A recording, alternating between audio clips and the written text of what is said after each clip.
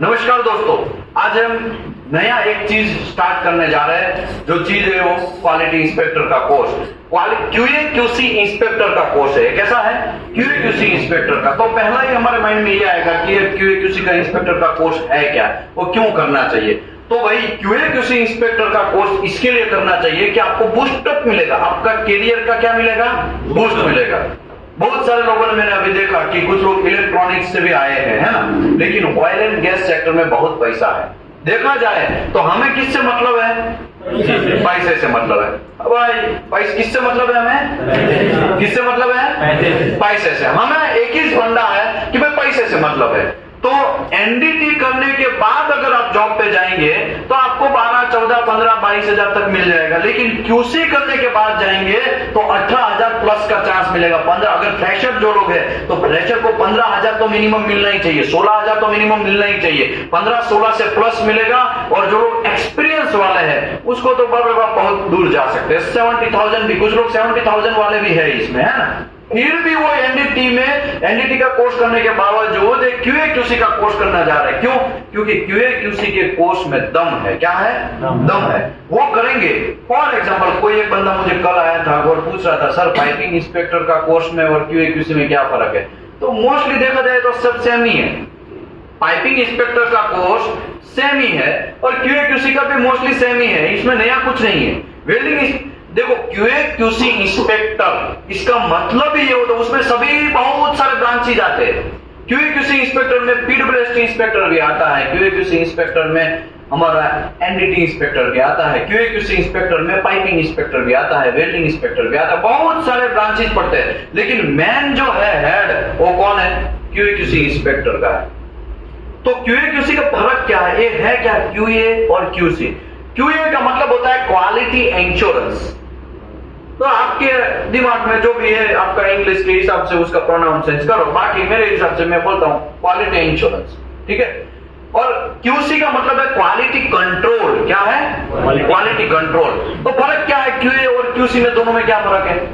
तो देखो, कोई भी प्रोडक्ट जब आप बनाओगे तो अभी हम बात करते हैं ऑयल एंड गैस सेक्टर की, क्योंकि हम उसी का कोर्स कर रहे हैं। ऑयल एंड गैस सेक्टर में फॉर एग्जांपल आपने एक प्रेशर वेसल बनाया,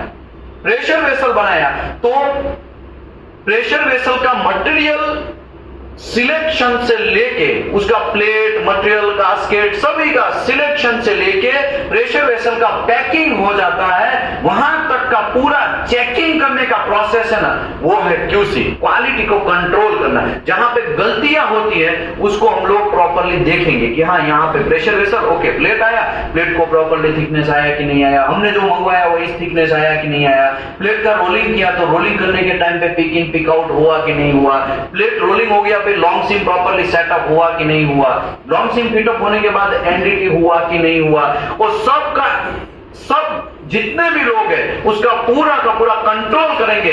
उसी आदमी को क्या बोलेंगे? क्यूसी इंस्पेक्टर बोलेंगे। क्या बोलेंगे? QC inspector. क्यूसी इंस्पेक्टर देखा जाए तो सीधा आंखों से देखने की बात चल रही है, सीधा आंखों से देख के बोलना है, यही चीज हुआ ना।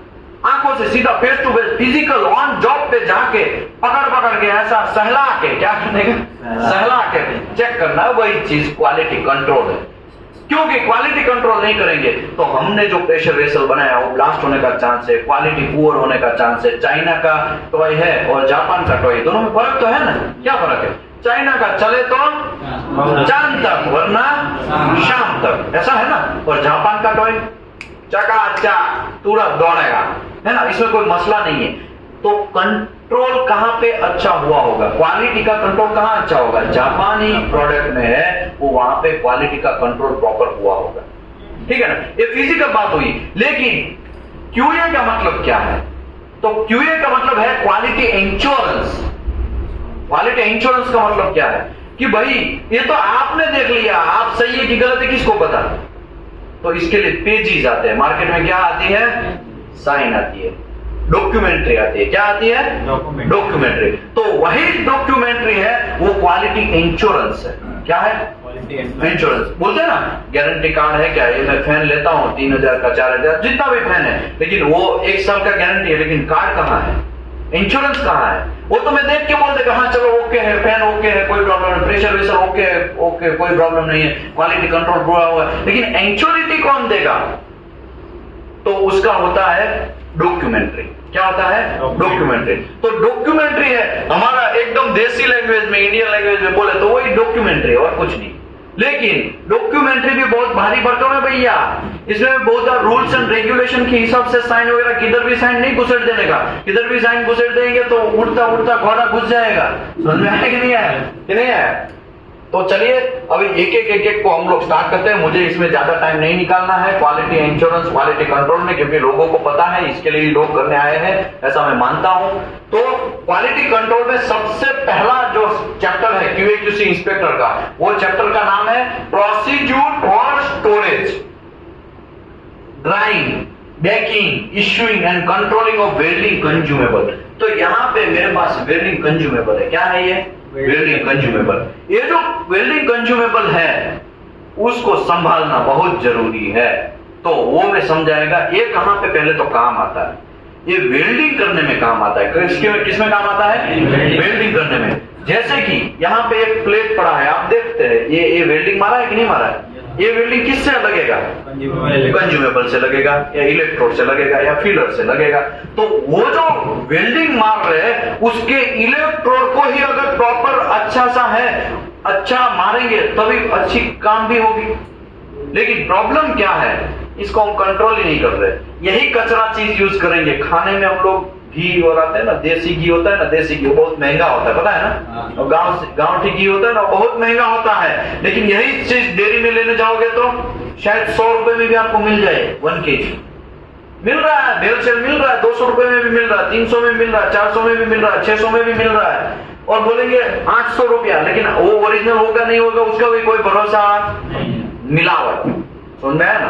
तो ये जो इलेक्ट्रोड है उसको पहले तो कैसे स्टोर करना है, उसको रखना कैसे है, उसके बाद इसका ड्राइंग कैसे करना है, ड्राइंग मतलब इसको गर्म करके यूज करना है, तो वो गर्म कितना करना है, उसके बाद उसको इश्यू कैसे करना है, वेल्डर को देना कैसे है, और कंट्रोल ऑफ वेल्डिंग कंज्यूमेबल, ये वेल्डिंग कंज्यूमेबल का कंट्रोलिंग सिस्टम कैसे होगा उसके बारे में डेप्थ में डिस्कशन है। तो आइए हम लोग स्टार्ट करते हैं। नमस्कार, मैं हूं विशाल दामिलिया, वेल्डिंग एंड एनडीटी सर्विस में आपका स्वागत करता हूं। यहाँ पे welding and NDT service NDT का कोर्स तो करवाता ही है, लेकिन QA/QC इंस्पेक्टर का भी कोर्स करवाता है। यहाँ पे अजय रावल सर का नंबर है, यहाँ पे नंबर का डिटेल दिया गया है, वहां से भी आप कांटेक्ट कर सकते हैं। ये कोर्स में अगर आपको ज्वाइन होना है तो नेक्स्ट बैच जो है वो हर 26 तारीख को बैच होता है, हर 26 तारीख को। आज पहला दिन है 26 अगस्त का, तो नेक्स्ट बैच जो होगा वो 26 सितंबर होगा, उसके बाद के वापस 26 है ना, हर बैच में होता है। यहाँ पे दीपेश पटेल का नंबर है, यहाँ पे मेरा नंबर है, कोई टेक्निकल डाउट है तो मुझसे आप कॉन्टेक्ट कर सकते हैं। ठीक है,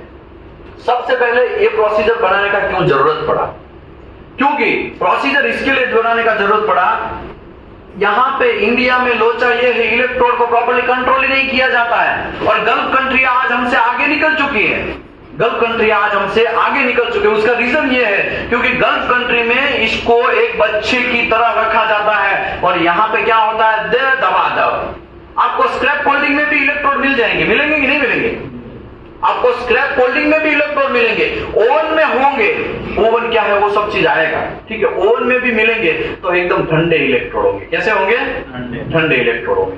तो क्वालिटी कंट्रोल करना है तो हमें एक सब बेस से स्टार्ट करना पड़ेगा। किससे स्टार्ट करना पड़ेगा? बेस से। और ये इसका एकदम पहला बेस है। अगर वेल्डिंग में अब जाना है तो ये पहला बेस है, ये जो इलेक्ट्रोड को कंट्रोल करना वो पहला बेस है। ये प्रोसीजर और उसका पर्पस और स्कोप ऐसा है, this procedure is provided the guideline. क्या गाइडलाइन? गाइडलाइन मतलब आपको डायरेक्शन देता है, तो प्रॉपर स्टोरेज कैसे करना है ये इलेक्ट्रोड को, इसके बाद ड्राइंग कैसे करना है, एक्सपोजर कैसे करना है वेल्डिंग मटेरियल का, और कंट्रोल कैसे करना है, मेंटेनिंग इश्यूइंग वेल्डिंग मटेरियल। जो भी वेल्डिंग मटेरियल है, जैसे कि फ्लक्स भी आता है, फीलर भी आता है, तो उसका कंट्रोलिंग कैसे करना है ये प्रोसीजर ऐसा ही दिखाता है। रिस्पॉन्सिबिलिटी किसका रहेगा? तो स्टोर पर्सन है, उसका रिस्पॉन्सिबिलिटी है। लेकिन यहाँ पे स्टोर पर्सन कैसा होता है? कैसे होता है यहाँ पे? अंगूठा छाप। समझ आया ना? इंडिया में तो यही होता है। बाकी गल्फ कंट्री में अब स्टोर कीपर जो है ना वो एक्सपीरियंस वाला होगा। कैसा होगा?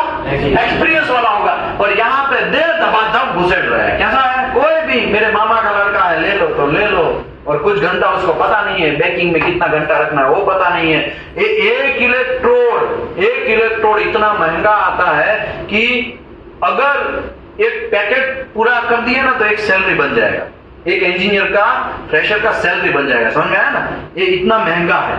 ये इलेक्ट्रोड अप्रोक्सीमेटली ये कौन सा है, 7018 है। 7018 जो है अभी 28 रुपए का शायद मिल रहा है एक इलेक्ट्रोड। कितने का है, 28। अभी हम कैसे दवा यूज कर रहे हैं। अगर मैंने ये भी देखा है साइड पे इंडिया में लोग इसका पहले तो फ्लक्स निकाल देते हैं और इसको बैंड करके पाइप के अंदर पीटअप में गैप रखने के चक्कर में वहां यूज करते हैं। हाँ, करते कि नहीं करते? कितने लोगों का ऐसा एक्सपीरियंस है, देखा हुआ है? आपको सर, मनीष सर, आपको एक्सपीरियंस, आपका नाम क्या है? अफजल अली। आपको भी एक्सपीरियंस है सर? आपको एक्सपीरियंस है, क्या नाम है आपका? हाँ, नसीम तस्लीम। आपका सर? मोहम्मद सलाउद्दीन। यहाँ होता है कि नहीं होता है इंडिया में ऐसा? अगर आपने गल्फ कंट्री में ऐसा देख लिया ना इलेक्ट्रोड का टुकड़ा, तो आपके पेनल्टी लग जाएगी, एनसीआर लग जाएगा। एनसीआर क्या हो जाएगा? एनसीआर। अभी एनसीआर क्या है, बहुत सारे फ्रेशर लोग ऐसा सोचेंगे एनसीआर क्या है।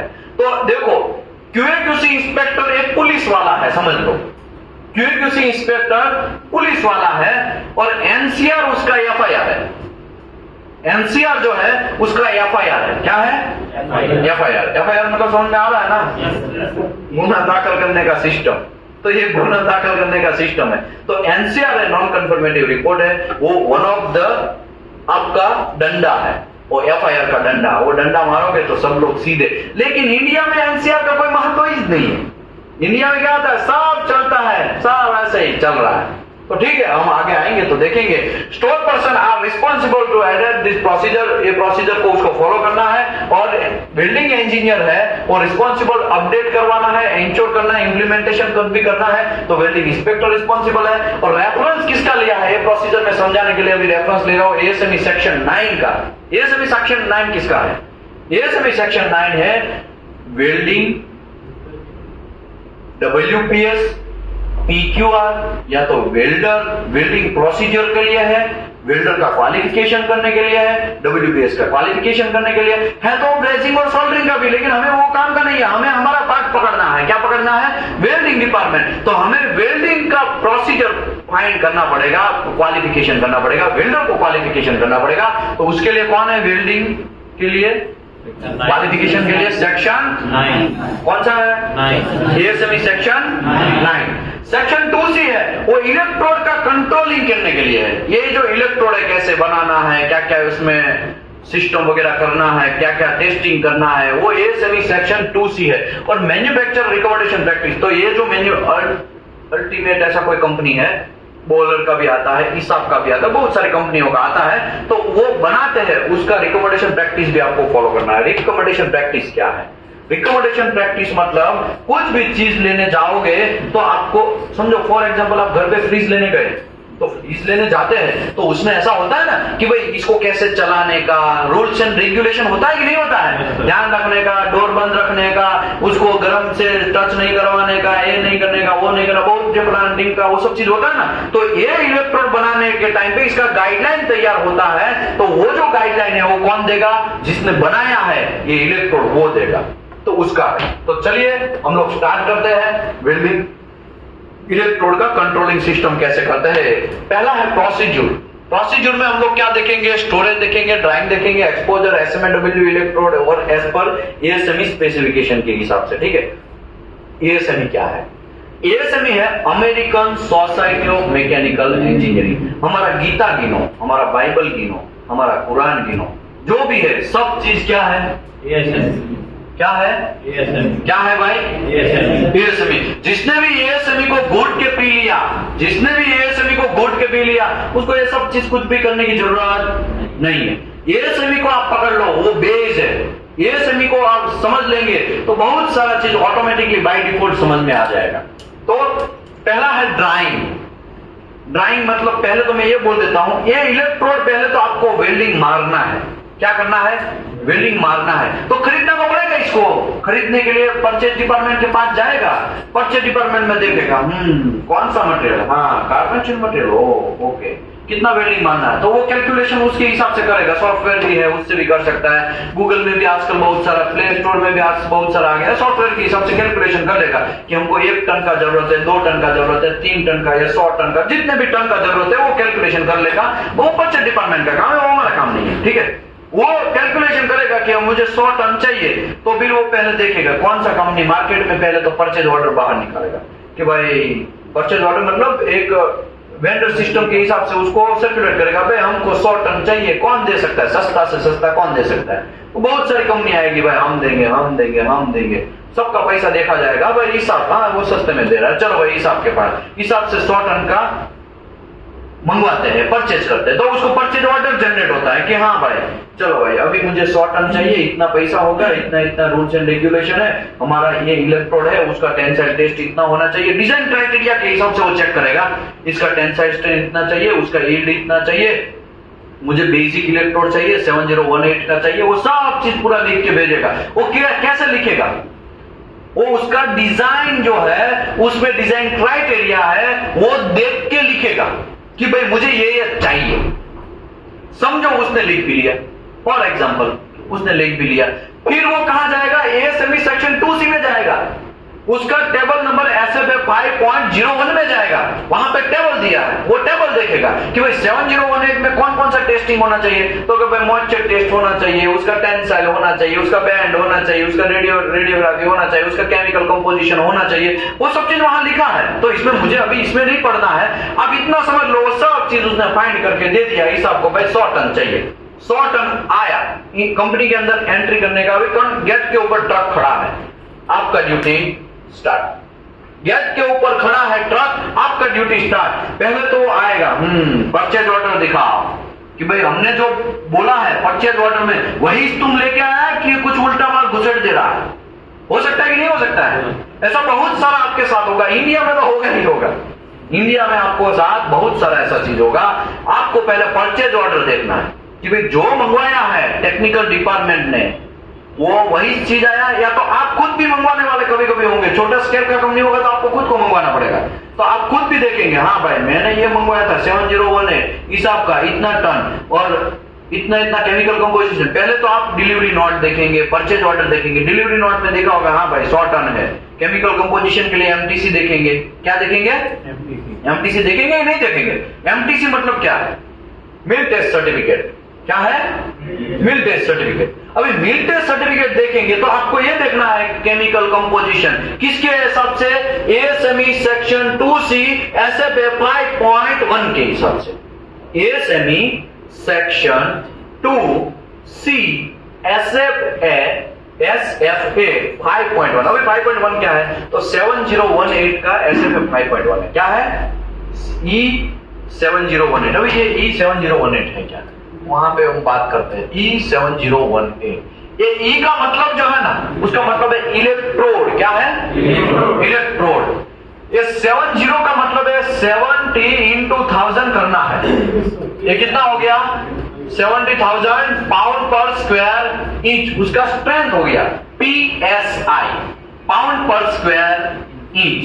ये जो है ये भाई साहब वो उसका पोजीशन है, 1 2 3 4, वो कोई भी हो सकता है, 1 का मतलब ऑल पोजीशन में मार सकता है ये इलेक्ट्रोड, ठीक है। ये 8 का मतलब क्या है, 8 का मतलब है उसका ऊपर जो फ्लक्स का कोटिंग किया गया है उसका सिस्टम, फ्लक्स के ऊपर कोटिंग, ये जो इलेक्ट्रोड का ये बेयर वायर बोलते हैं, क्या बोलते हैं, ये बेयर वायर, उसके ऊपर एक फ्लक्स डाला गया है, उसके बाद चल रहा है। अभी आप बोलेंगे कि यार ये फ्लक्स डाला गया है तो कैसे होगा, उसका फ्लक्स के कितने टाइप्स है, तो भाई देखो इसमें नया ऐसा है कि भाई E7018 अगर होगा तो यहां पे 8 की जगह 0 और 1 भी हो सकता है, E7010, E7011 ऐसा भी हो सकता है। तो ये जो चीज सिस्टम हो गया वो सेल्यूलोज हो गया, कौन सा हो गया, इसके ऊपर कौन लगेगा, सेल्यूलोज लगेगा, कौन लगेगा, सेल्यूलोज लगेगा। 0 और 1 अगर लगा तो समझ लेना है इसके अंदर सेल्यूलोज होगा, उसके ऊपर का जो कोटिंग है उसका फ्लक्स ऊपर लगाया गया है वो कौन सा होगा, सेल्यूलोज होगा। अगर 2 होगा तो वो रूटाइल लगाया होगा। क्या लगाया होगा? रूटाइल। 3 और 4 जो होगा वो हैवी रूटाइल होगा। कैसा होगा? Heavy rutile. 5, 6, 8 वो सब चीज होगा, वो बेसिक इलेक्ट्रोड होगा। कैसे होंगे? बेसिक। ये जो इलेक्ट्रोड है सेल्यूलोज, वो हाई हाइड्रोजन इलेक्ट्रोड है। कैसा इलेक्ट्रोड है? High hydrogen electrode. ये जो है रूटाइल वो मीडियम टाइप के वाले हैं, और ये जो बेसिक है वो लो हाइड्रोजन इलेक्ट्रोड है। कैसा इलेक्ट्रोड है? लो हाइड्रोजन इलेक्ट्रोड। समझ में आ रहा है? ओके, अभी इसका क्या जरूरत पड़ा भाई यहाँ पे मैं क्यों समझाया? क्योंकि मुझे E7018 के बारे में समझाना था, SFA 5.1 का केमिकल कंपोजिशन के बारे में समझाना था, इसके लिए ये बात कर लिया। वो तो मैं जब आएगा आने वाले टाइम में धीरे धीरे ये सब चीज आपका माइंड क्लियर होने लगेगा। ठीक है, अभी हम बात करते हैं ये जो इलेक्ट्रोड है वो ट्रक बाहर खड़ा है, तो उसको क्या करने का? पहले तो डिलीवरी नोट, परचेज ऑर्डर, वो सब चीज मांगेगी। चल भाई परचेज ऑर्डर दे, परचेज ऑर्डर दे दिया, आपने चेक किया, जो मंगवाया है वही जाया है। ओके, डिलीवरी नोट दिखाओ, डिलीवरी नोट दिखाएगा 100 टन मंगवाया था, इतना इतना लेंथ था, वेट था, इतना केमिकल कंपोजिशन देखने के लिए एमटीसी लेंगे, एमटीसी ले लिया। ट्रांसपोर्टेशन का कोई डॉक्यूमेंट चाहिए तो वो ले लिया। ये सब चीज आपने कर लिया, इलेक्ट्रोड ओके है। उसका फिर ओके होने के बाद ट्रक अंदर आया, अंदर आने के बाद उधर भी जाएगा, वेयर हाउस में जाएगा। पहले क्या होगा? स्टोरेज होगा। तो इसको पहले तो वेयर हाउस में स्टोरेज करना है। क्या करना है? वेयर हाउस में स्टोरेज करना है। फिर वहां से सीधा बक्सा उठा के वेल्डर को दे नहीं देना है कि चल भाई तो वेल्डिंग मारने लग गए, इलेक्ट्रोड आ गया। ऐसा नहीं है। ये इलेक्ट्रोड को कैसे रखना है वो मैं सिस्टम आपको लाइन बाय लाइन समझा रहा हूं, ताकि आपको डेप्थ में पता चले। अभी उसका सबसे पहले वेयर हाउस में आपने ठप्पा लगा दिया, एक दूसरे के ऊपर ठप्पा लगा दिया, फिर उसका क्या करना पड़ेगा? यूज करने से पहले ड्राइंग करना पड़ेगा। क्या करना पड़ेगा? ड्राइंग। ड्राइंग है क्या? ड्राइंग मतलब वो बक्से में आता है, उसको तोड़ना है। फॉर एग्जांपल वुडन के बक्से में, या तो ऐसे ही कोई बक्से में आ जाएगा, तो आपको क्या करना है? पहले तोड़ना है, उसको तोड़ के उसको निकाल के पहले सबसे पहला काम क्या है आपका? ड्राइंग करना है। ठीक है, ड्राइंग में क्या लिखा है? Prior to use of electrode, use करने से पहले आपको, prior to use of electrode, use करने से, इसका यूज करने से पहले आपको ड्राइंग करना है। कितना डिग्री टेम्परेचर? 260 डिग्री से लेके 425 डिग्री टेम्परेचर गर्म करना, 1 से 2 घंटे तक। अभी मुझे ये बोलो, अगर क्वालिटी इंस्पेक्टर को यही पता नहीं है कि ड्राइंग कैसे करना है, तो काम चलेगा? काम चलेगा? ऐसे ही घुसा देगा, चल भाई तुम मार, और मारने के चक्कर में क्रैक आएगा और वहां से जॉब ब्लास्ट हो जाएगा। क्या हो जाएगा? Job blast. क्रैक आया तो क्या होगा? ब्लास्ट ही होगा, और कुछ होगा? ब्लास्ट ही होगा। बहुत सारे लोग भी मरेंगे।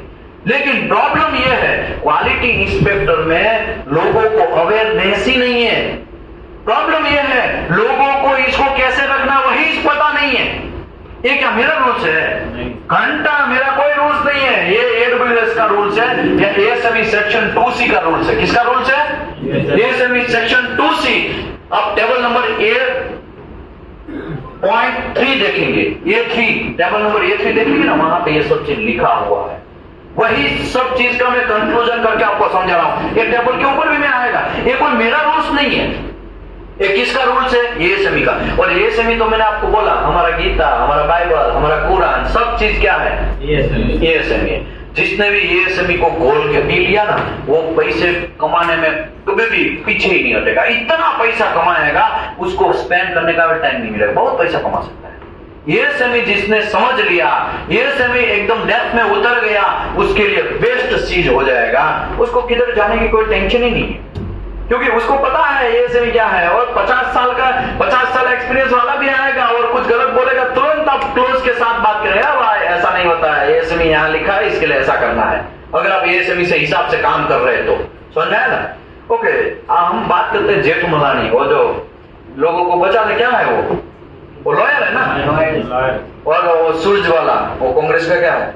सुरजवाला है ना, वो भी लॉयर है ना। वो लोग क्या किया है? वो काहे इतना रॉक झाड़ रहे? क्योंकि उसको संविधान उसने घोल के पी लिया है। क्या किया है? घोल के पी लिया है। अगर उसको केस करना है आपके ऊपर, वो आपके साथ में भी ऐसा खड़ा रहेगा तो भी आपके ऊपर केस ठोक देगा और आपको जेल हो जाएगा। वो क्या केस ठोकेगा? मेरे साथ तिरछी नजर से देख रहा था, वेर भाव से देख रहा था, ऐसा करके बहुत सारे क्लोज लगाएंगे और जज भी उसमें कुछ नहीं कर सकते, क्योंकि वो तो रूल्स के हिसाब से चलेगा। और मतलब क्या हुआ, मैं कहना क्या चाहता हूं, अगर आपको ASME ऐसे ही पता है अगर ये सेमी ऐसे ही आपको पता है तो आप किसी को भी उठा मतलब क्लियर कर सकते हैं, कोई भी क्वालिटी कंट्रोल के साथ काम कर सकते हैं, छाती ठोक के काम कर सकते हैं। समझ आया कि नहीं है? ये सेमी ही पता नहीं है, यहां पे क्लियर लिखा है कि भाई आपको कितना डिग्री टेम्परेचर से आपको बेकिंग करना है, ड्राइंग करना है, तो वही पता नहीं है तो कुछ काम का नहीं है। समझ आया ना? अभी हम वापस हमारे टॉपिक पे आते हैं। देखो यहां पे क्या लिखा है, यहां पे ऐसा लिखा है कि भाई आपको ड्राइंग करना है। क्या करना है? ड्राइंग करना है। इलेक्ट्रोड आया, आपने वेयर हाउस में स्टोर किया, फिर सीधा वेल्डर को देना नहीं है। उसको पहले क्या करना है? ड्राइंग करना है। ड्राइंग क्या करना है? 260 डिग्री से लेकर 425 डिग्री सेल्सियस तक 1 से 2 घंटे तक गर्म करना है। तो कंपनी का नाम नहीं देगा। हमारे साथ इंडिया में ऐसा हुआ था, एक कंपनी था आनंद में, नाम नहीं देगा वरना कंट्रोवर्सी हो जाएगा। एक प्रेशर इंजीनियर कुछ घंटा पता नहीं है और ड्राइंग करने के लिए बोला, उसने पूरे इलेक्ट्रोड घुसेड़ दिए, पूरी रात ड्राइंग हुआ। क्या हुआ? पूरी रात ड्राइंग हुआ। 12 घंटा ड्राइंग अगर होता है फिर क्या होता है? ये इलेक्ट्रोड ऊपर से जो है ना ये कोटिंग फ्लक्स वो क्या हो जाएगा? निकल जाएगा। तो फिर ये इलेक्ट्रोड गया कि नहीं गया? पूरा इतना बड़ा सा ओवन, उसमें पूरी रात ड्राइंग हुआ, कितने करोड़ का लॉस? करीबन उसमें 6 से 8 टन इलेक्ट्रोड डाले थे उसने, 6 से 8 टन। आप सोचो अगर उसको ड्राइंग ही पता नहीं है कितने घंटे का करना है तो कुछ काम का है? कुछ काम का नहीं है, कुछ भी काम का नहीं है, एकदम जीरो है। उसका नॉलेज सब क्या है? जीरो है। इसके लिए तो लोग बोलते हैं ना कि भाई आपको एक्सपीरियंस वाले का वैल्यू कहाँ है? इसी की वजह से एक्सपीरियंस। इसमें तो बहुत सारे ज्यादातर लोग एक्सपीरियंस वाले ही है। सर को एक्सपीरियंस है, सर को 10 साल का, सर को 20 साल का, इसको सर को 10 साल का, सबको 10-10 साल का एक्सपीरियंस कहाँ है भैया? एक्सपीरियंस वाले का वैल्यू है क्योंकि वो गलती तो नहीं करेगा। अगर गलती कर भी लिया तो इतना ब्लंडर मिस्टेक तो नहीं करेगा। समझ में? ऐसा नहीं है कि एक्सपीरियंस वाले से गलती नहीं, तो उससे भी गलती होता है, लेकिन फ्रेशर से तो कम गलती होगा। समझ में आया ना? इसके लिए मार्केट में ज्यादा वैल्यू किसका है? एक्सपीरियंस वाले का वैल्यू है। क्यों? क्योंकि वो छोटी छोटी बातों में भी ध्यान रखेंगे, वो क्लाइंट को हैंडल भी कर सकते हैं, टीपीए को हैंडल भी कर सकते हैं। फ्रेशर वाले को अगर कुछ पता ही नहीं है कि ड्राइंग कितने में करना है तो कुछ काम का है? कुछ काम करें। तो आपको याद रखना है prior to use of the electrode 425 degree से 260 डिग्री से लेकर 425 डिग्री, ये माइंड में घुसेड़ ही देना है। आपको याद ही रखना है। ये क्या करना है? याद ही रखना है। इतना डिग्री आपको क्या करना पड़ेगा? ड्राइंग करना पड़ेगा। ड्राइंग का नया वर्ड है बेकिंग। क्या है वर्ड? बेकिंग। कुछ लोग उसको बेकिंग भी बोलते हैं, अब बेकिंग भी बोल सकते हैं। ठीक है, ओके। इसके बाद the drying of the electrode may be deleted if the electrode is supplied in dried condition hermetically sealed container and positively indication seal indicated। Okay, अभी क्या होगा? आपने तो साहब बोला कि अंदर आया, वेयर हाउस में स्टोर किया, वहां पे हमको यूज करना सीधा नहीं है, हम लोग कुछ बंडल लेके आए और ओवन में डाल दिया, ओवन में डाल के हमने ड्राइंग या तो बेकिंग कर दिया, और उसके बाद क्या? ये तो ठीक हो गया, ये तो खुले इलेक्ट्रोड जो आए उसका। लेकिन कुछ ऐसे भी इलेक्ट्रोड आते हैं जहां पे मदर ओवन ही नहीं है। क्या है? मदर ओवन ऐसा कुछ नहीं है भाई, ऐसा हमको कुछ नहीं चाहिए, हमें तो सीधा सिर्फ पैक्ड कंटेनर दो, सीधा हमें यहाँ पे कुछ ना करना पड़ेगा, सीधा यूज करने का है, ऐसा इलेक्ट्रोड दो। तो पैसा ज्यादा दोगे तो मिलेगा आपको। इसको बोलते हैं hermetically sealed कंटेनर, मतलब वैक्यूम पैक बोलते हैं। क्या बोलते हैं उसको? वैक्यूम पैक इलेक्ट्रोड आएंगे। वैक्यूम पैक इलेक्ट्रोड क्या होते हैं? तो वैक्यूम पैक में एक टीन का कंटेनर, एल्यूमिनियम का, या तो फिर वो प्लास्टिक से ऐसा कुछ वैक्यूम पैक आता है। ठीक है, अभी मेरे पास प्रैक्टिकली तो नहीं है वरना मैं आपको बता रहा। वो क्या होता है? वैक्यूम पैक इलेक्ट्रोड आता है, उसमें एयर जाता नहीं है। उसको सीधा तोड़ो, निकालो, वेल्डर को दो, वेल्डिंग मारो। वो एक एडवर्टाइज आ रहा है ना, हर सफेद बाल काला बना लेगा, काटो, गोलो और लगा लो, हर सफेद बाल काला बना लो। ऐसा सिस्टम है कि नहीं है? ऐसा ही यहाँ पे है। कुछ नहीं, सीधा उसको काटो, सीधा वेल्डर को दो और यूज करो, ऐसा भी होता है। लेकिन यहाँ पे क्या लिखा है? ड्राइंग ऑफ द इलेक्ट्रोड में बी डिलीटेड। आप इसको डिलीट कर सकते हैं। किसको? इसको 260 से 425 डिग्री वाले को डिलीट कर सकते हैं, लेकिन वैक्यूम पैक होगा तो। अगर वैक्यूम पैक नहीं है तो आप कुछ कर सकते नहीं है। तो पहला क्वेश्चन ये आता है, ये भाई वैक्यूम पैक और ड्राइंग क्यों करने का? तो भाई ये बेसिक इलेक्ट्रोड है। 7018 क्या है? बेसिक इलेक्ट्रोड है। कैसा इलेक्ट्रोड है? Basic electrode. अभी यहाँ पे लोचा क्या है ये इलेक्ट्रोड का, सीधा वेल्डिंग मार देंगे तो क्या घंटा फर्क होगा? तो फर्क ये होगा एटमॉस्फेरिक का हाइड्रोजन है वो ये जो फ्लक्स है उसके अंदर घुस जाएगा। क्या होगा? घुस जाएगा।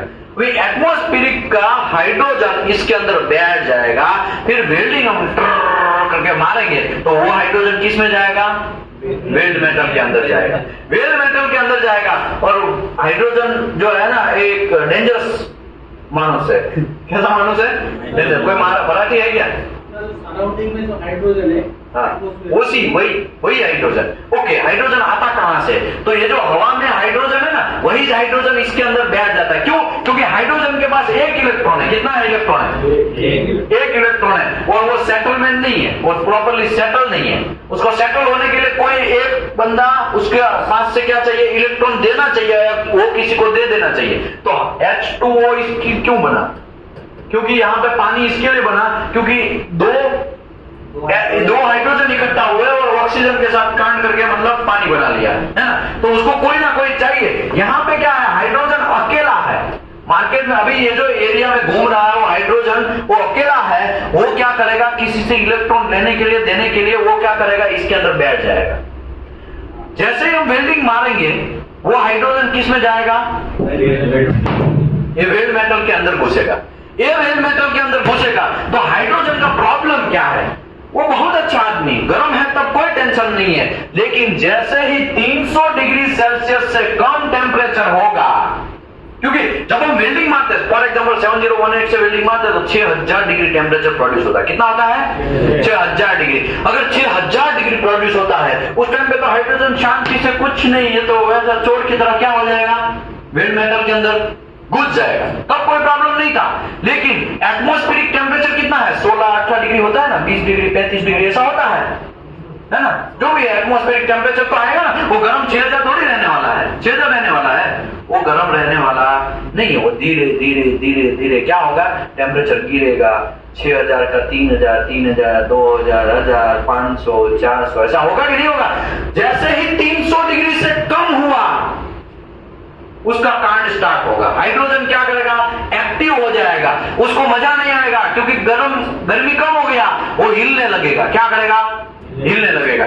मेटल के अंदर हाइड्रोजन बैठा और वो हिलने लगेगा, इतना डेंजरस हिलेगा कि वो मेटल को फाड़ देगा। क्या करेगा?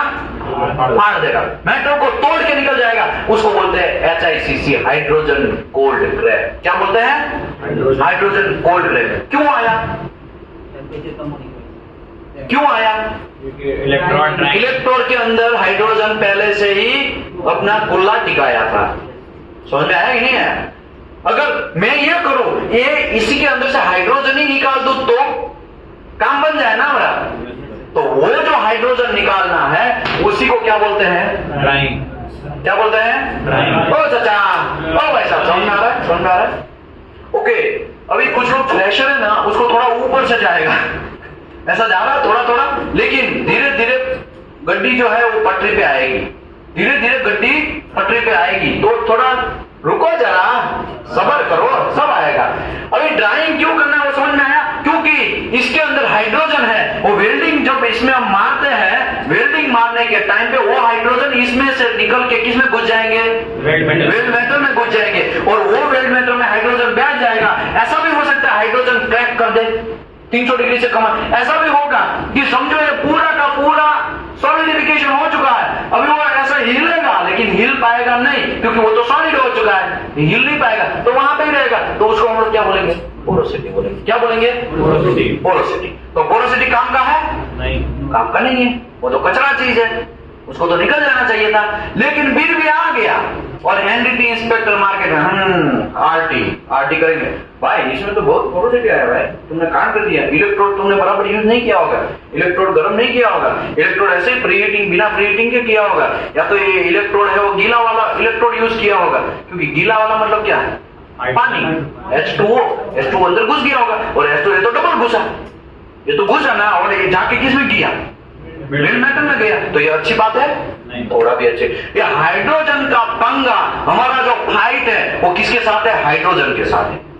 हाइड्रोजन को अगर हम लोग प्रॉपरली ध्यान रख देंगे, कंट्रोल कर देंगे, तो ये सब मगजमारी करने की कोई जरूरत नहीं, खटाखट वेल्डिंग मारो। लेकिन ये लो हाइड्रोजन इलेक्ट्रोड इसके लिए बोला जाता है, समझ में आया ना?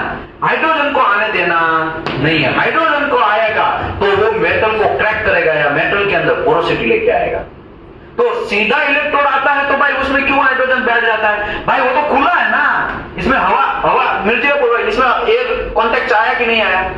एयर कांटेक्ट आया तो इसमें हाइड्रोजन होगा कि नहीं होगा? डेफिनेटली होगा। इसको हाइड्रोजन निकालने के लिए क्या करना पड़ेगा? उसको ड्राइंग करना पड़ेगा। कितना डिग्री टेम्परेचर करना पड़ेगा? चाचा कितना करना पड़ेगा? 260 से लेके 425। चाचा कितना करना पड़ेगा?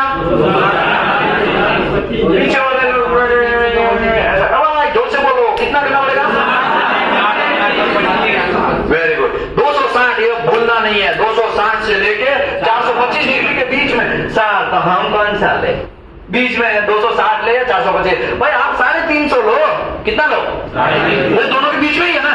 350 डिग्री टेम्परेचर तक गर्म करो ये इलेक्ट्रोड को, और क्या करो? 2 घंटे तक गर्म करो, और फिर उसको निकाल के फिर आगे का प्रोसेस में बोलेगा क्या करना है वो। लेकिन इतना तो आपको गर्म करना, तब जाके हाइड्रोजन क्या होगा? बाहर निकलेगा, तब जाके निकलेगा।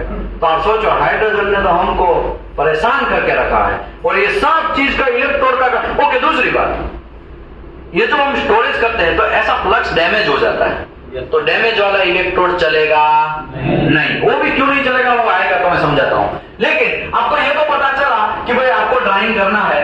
Damage hermetically sealed container, hermetically packed filler metal such as hydrogen electrode has been rejected। क्यों रिजेक्ट करने के लिए बोला?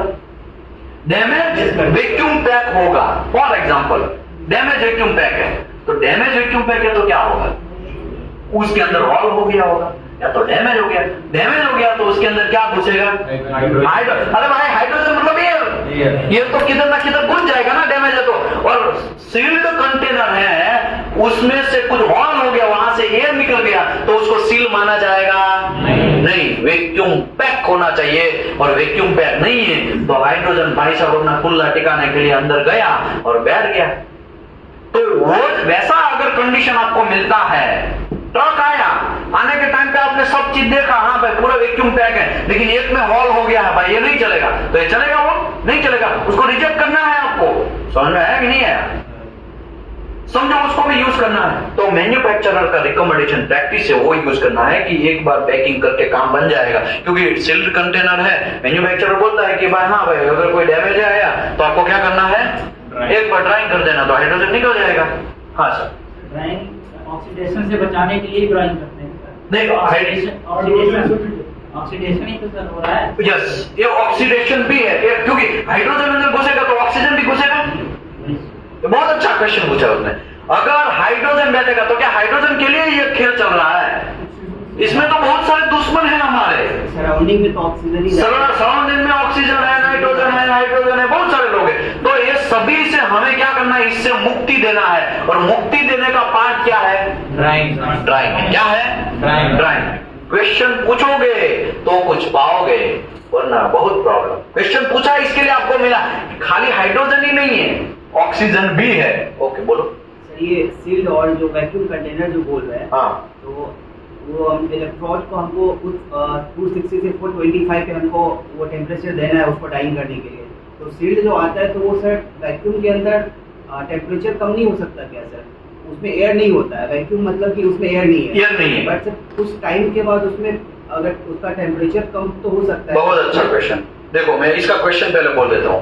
वो ऐसा बोल रहा है कि भाई आपने वैक्यूम पैक कंटेनर लिया, सील्ड पैक कंटेनर लिया, तो उसमें तो एयर नहीं होता है, तो उसमें हाइड्रोजन ऑक्सीजन बैठेगा नहीं, कोई टेंशन नहीं। लेकिन तोड़ने के टाइम पे जब तोड़ेंगे और वेल्डर को देंगे तब क्या?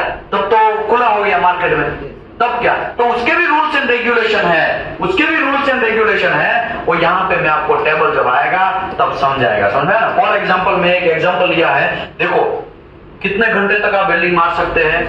वैक्यूम पैक्ड इलेक्ट्रोड को 4 घंटे के अंदर उड़ा देना है, मतलब वेल्डिंग मार देना है। अगर नहीं मारा तो गया काम से, उसको वो नहीं चलेगा, उसको वापस क्या करना है, स्टोरेज में वगैरह सब चीज जो उसका रूल्स एंड रेगुलेशन। आज आपको मैं इलेक्ट्रोड के बारे में एकदम अच्छा सा नॉलेज देगा, आज आपको इलेक्ट्रोड कैसे हैंडल करना है वो पूरा का पूरा माइंड में घुसट देगा।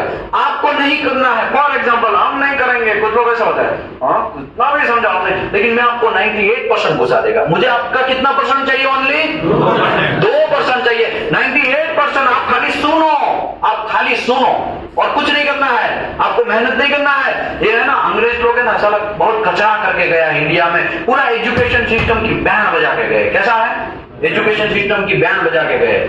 लड़का कचरा वाला है, लड़का अच्छा नहीं है, उसका रिस्पॉन्सिबल लड़का यहाँ पे माना जाता है। लड़का रिस्पॉन्सिबल नहीं है, रिस्पॉन्सिबल कौन है यहाँ पे, समझाने वाले टीचर रिस्पॉन्सिबल है। आपको नहीं आता है तो टीचर ने ध्यान नहीं दिया होगा, वो कुछ पीछे कुछ लोग कांड करते होंगे तो उसने ध्यान नहीं दौड़ा। टीचर होते हैं ना, उसको बहुत चीज ध्यान रखना पड़ता है, पीछे भी क्या चल रहा है, आगे भी क्या चल रहा है, यहाँ पे पीछे वाले में भी यहाँ पे क्या वो लिख रहे हैं, क्या लिख रहे हैं, कुछ अलग टाइप का लिख रहे हैं, तो आपको प्रॉपर ध्यान देना है। अगर आपको घुसेगा उस स्टोरी के साथ इसको समझाना पड़ेगा, ऐसे ही हवा में समझा देगा तो क्या लोचा होगा, आपको कुछ घुसेगा ही नहीं। समझ में है ना, फोकस, उसी को बोलते हैं फोकस। 2% आपका देना है, कितना देना आपको, 2%। 98% में आपको सिखा देगा। 2% में क्या आता है, गुल्ली मारना नहीं है, बस बाकी सब में देख लेगा। गुल्ली मारना नहीं है, क्या नाम नहीं करना है, गुल्ली नहीं मारना है ना, फाकी बोलते हैं, क्या बोलते हैं, फाकी मारना नहीं। ठीक है, आप खाली फोकस करो यहाँ पे, मैं सब करवा देगा। ओके, अभी वो भी आपका क्वेश्चन है वैसा था कि भाई वैक्यूम पैक्ड सेल कंटेनर है तो उसका क्या, तो वैक्यूम पैक्ड सील्ड कंटेनर है तो उसका भी रूल्स एंड रेगुलेशन आगे आएगा, तो मैं समझाएगा। कहने का मेरा मतलब ये है, अगर डैमेज हो गया है तो हमें पता नहीं है ना कब डैमेज हुआ, हमें पता है नहीं, तो उसको क्या करना है, क्या करना है, रिजेक्ट करना है। अदरवाइज मैन्युफैक्चरर रिकमेंडेशन प्रैक्टिस बोलता है वैसे करना। मैन्युफैक्चरर को आप बोलेंगे सर 10 पैक तो आपका रिजेक्ट आया, तो मैन्युफैक्चरर बोलेंगे ठीक है तो एक काम करो 10 का पैसा मत दो, लेकिन वो ऐसा भी बोलेगा ठीक है वो 10 का नहीं कम से कम 5 का पैसा दे दो, एक काम करो उसको एक बार पैकिंग करके जल्दी यूज कर लो, मुझे आधा ही पैसा दो, ऐसा भी हो सकता है। और डिपेंड ऑन मैन्युफैक्चरर और क्लाइंट के बीच में डिस्कशन हो रहा है उसके ऊपर, ठीक है।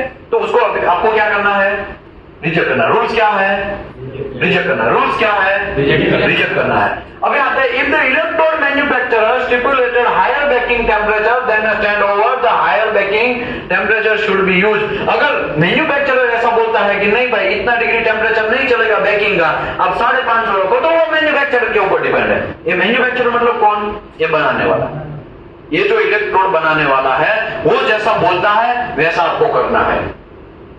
अब यार साहब ये सेमी तो 260 से 425 बोलता है, लेकिन वो मैन्युफैक्चरर ऐसा बोलता है 430 डिग्री तक गर्म करो, 2 घंटे तक गर्म करो। कितना घंटे तक, 2 घंटे। साहब किसको फॉलो करें, तो सबसे पहला आपका ड्यूटी है मैन्युफैक्चरर जो बोलता है उसको फॉलो करना। सबसे पहला आपका ड्यूटी क्या है, मैन्युफैक्चरर जो बोलता है उसको पहले फॉलो करना है। मैन्युफैक्चरर ऐसा बोलता है एज पर एएसएमई, तब आपको क्या करना है, एएसएमई को फॉलो करना है। जनरली मैन्युफैक्चरर यही बोलते हैं, लेकिन कुछ मैन्युफैक्चरर होते हैं ऐसे, हाँ सर ओके, कुछ मैन्युफैक्चरर ऐसे होते हैं कि भाई वो बोलेंगे कि नहीं ऐसा नहीं ऐसा, तो वो क्योंकि उसने बनाने के टाइम पे क्या क्या प्रिकॉशन रखना है वो उसको पता है, तो वो होंगे वो बोलेंगे। तो सबसे पहला duty as a QC inspector का, क्यूसी इंस्पेक्टर का क्या है कि मैन्युफैक्चरर जो बोलता है वही करना है और कुछ करना नहीं है। उसके बाद आपका एंट्री किसमें पढ़ना चाहिए, एएसएमई में पढ़ना चाहिए। समझ रहे हो ओ भाई ओ चाचा, समझ रहे हो। ओके, अभी स्टोरेज कैसे करेंगे। स्टोरेज अभी ड्राइंग हो गया, आपने घुसेट दिया 2 घंटे तक 350 डिग्री, कुछ लोग बोलेंगे साहब कितना रखने का, चलो आपने 350 डिग्री तक 2 घंटे तक आपने गर्म किया, अभी क्या करना है, अभी आपको क्या करना है, स्टोरेज करना है। उसका एक दूसरा ओवन होगा। अभी ओवन है क्या, तो भाई आपने पप खाया है कभी, पप या नीचे मिल रहा है, अभी नया उसने ओवन दिया है नीचे वाले ने, है ना, ओवन है ना, वही जो ओवन लेकिन थोड़ा बड़ा होगा। ये इलेक्ट्रोड रखने के लिए और पप रखने के लिए, समोसा रखने के लिए बनाया, लेकिन ये इलेक्ट्रोड रखने के लिए ओवन होगा। नया कुछ रॉकेट नहीं है, समझना है ना, उसमें भी बटन होगा, नीचे वाले में भी बटन है, उसमें भी बटन है, नया कुछ रॉकेट नहीं है। तो ओवन सारा मदर ओवन कभी बोल रहे हैं, कभी स्टोरेज ओवन बोल रहे हैं। समझ में, मदर ओवन मतलब बड़ा ओवन, अच्छा ओवन, स्टोरेज ओवन मतलब छोटा ओवन हो गया। समझ में आया ना? अभी पहला काम ये मदर ओवन का था, मदर ओवन में आपने ड्राइंग कर दिया। अभी किसका काम आया मार्केट में? स्टोरेज का आया। तो क्या उसको गर्म ही करते रहना है कि वो 100 टन पूरा ऐसा ही बिगड़ जाएगा? गर्म ही करते रहना है? नहीं, उसको 1 से 2 घंटे में काम कर दिया तो खलास, फिर उसको तुरंत निकाल देना है। निकाल के आपको किसमें घुसेड़ना है इसको? स्टोरेज। आफ्टर ड्राइंग क्या लिखा है? ओ भाई साहब क्या लिखा है? ओ भाई साहब, ओ चाचा, पीछे वाले भाई साहब, मेरा गाना बजा दो। हाँ, अब क्या लिखा है? क्या लिखा है? क्या लिखा है? आफ्टर ड्राइंग मतलब एक चीज होने के बाद, after drawing the electrode shall be stored continuously 120 degree temperature. फिर दूसरा ओवन आएगा और वो ओवन के अंदर वो इलेक्ट्रोड को निकाल के घुसेड़ देना है। कितना डिग्री करना है? 120 डिग्री। और यहाँ पे टाइम और टेम्परेचर टाइम लिखा है तो उसको रखते ही रहना है। बस 120 डिग्री घुसेड़ दिया, हो गया। उसको 120 डिग्री रखना है। साहब तो नाइट में कौन देखेगा? नाइट में कैसे पता? लाइट चला गया तो क्या होगा? हो सकता है ना वो टेम्परेचर डाउन हो जाएगा। टेम्परेचर समझो डाउन हो गया तो प्रॉब्लम हो गया। तो करना क्या है? तो आपको नाइट शिफ्ट वाला भी इंजीनियर वहां रखना पड़ेगा। समझ रहे हो? लेकिन प्रॉब्लम क्या है इंडिया में? राम भरोसे सब चल रहा है, जाने दो, हो गया, कुछ नहीं होता, ऐसे ही होता है।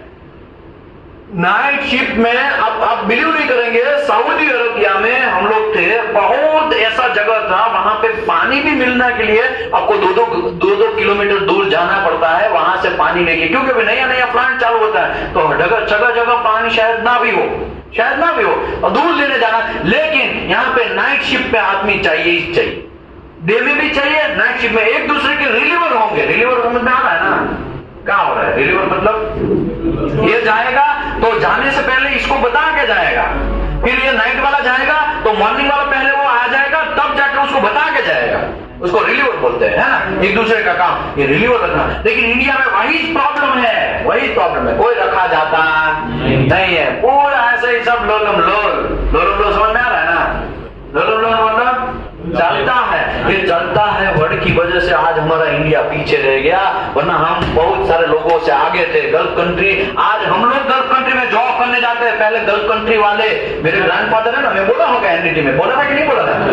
मैंने क्या बोला था? मेरे ग्रैंडफादर है वो 12 साल के थे तब वो मुझे बोल रहे थे कि यहाँ पे गुजरात के पोरबंदर के एरिया जो है, जो समंदर का किनारा है, वहां पे गल्फ से लोग आते थे और घेटा बकरा वो सब चीजें ना, गॉट वगैरह लेके आते थे यहाँ पे, क्योंकि वहां पे दुकान पड़ता था। अभी भी मेरे ग्रैंडफादर जिंदा है, अभी 100 साल अगल बगल में पहुंचे, अभी उसके बाद भी काले होने आ गए। अभी व्हाइट हो गए थे लेकिन अभी एज ज्यादा होने के बाद 100 के अगल बगल में क्रॉस करेंगे ना तो व्हाइट वापस काला होना जाएगा, वही टीथ आना जाए स्टार्ट होगा, मतलब दांत आना स्टार्ट हो रहा है। ऐसा समझ में आया ना? वो मुझे बोल रहे हैं कि पहले वो लोग यहाँ पे आते थे, लेकिन उसको मैंने ये नहीं बोला आज हम वहां जा रहे हैं। कहने का मेरा मतलब है आज हम लोग वहां पे जॉब करने जा रहे हैं। कहाँ है भैया? क्योंकि हमारे इंडिया में चलता है वर्ड की वजह से। हमारे इंडिया में कोई सीरियसनेस ही नहीं है। हमारे यहाँ पे क्या होता है, 32 साल का डांडा हो जाता है, उसका शादी भी मदर फादर करवा के देते हैं। उसका शादी करने के बाद उसका जो वाइफ होता है उसको कुछ लेना है तो फादर के बाद पैसा दो ना, अभी उसको ऐसा लेना है। अरे चला तुम क्या किया?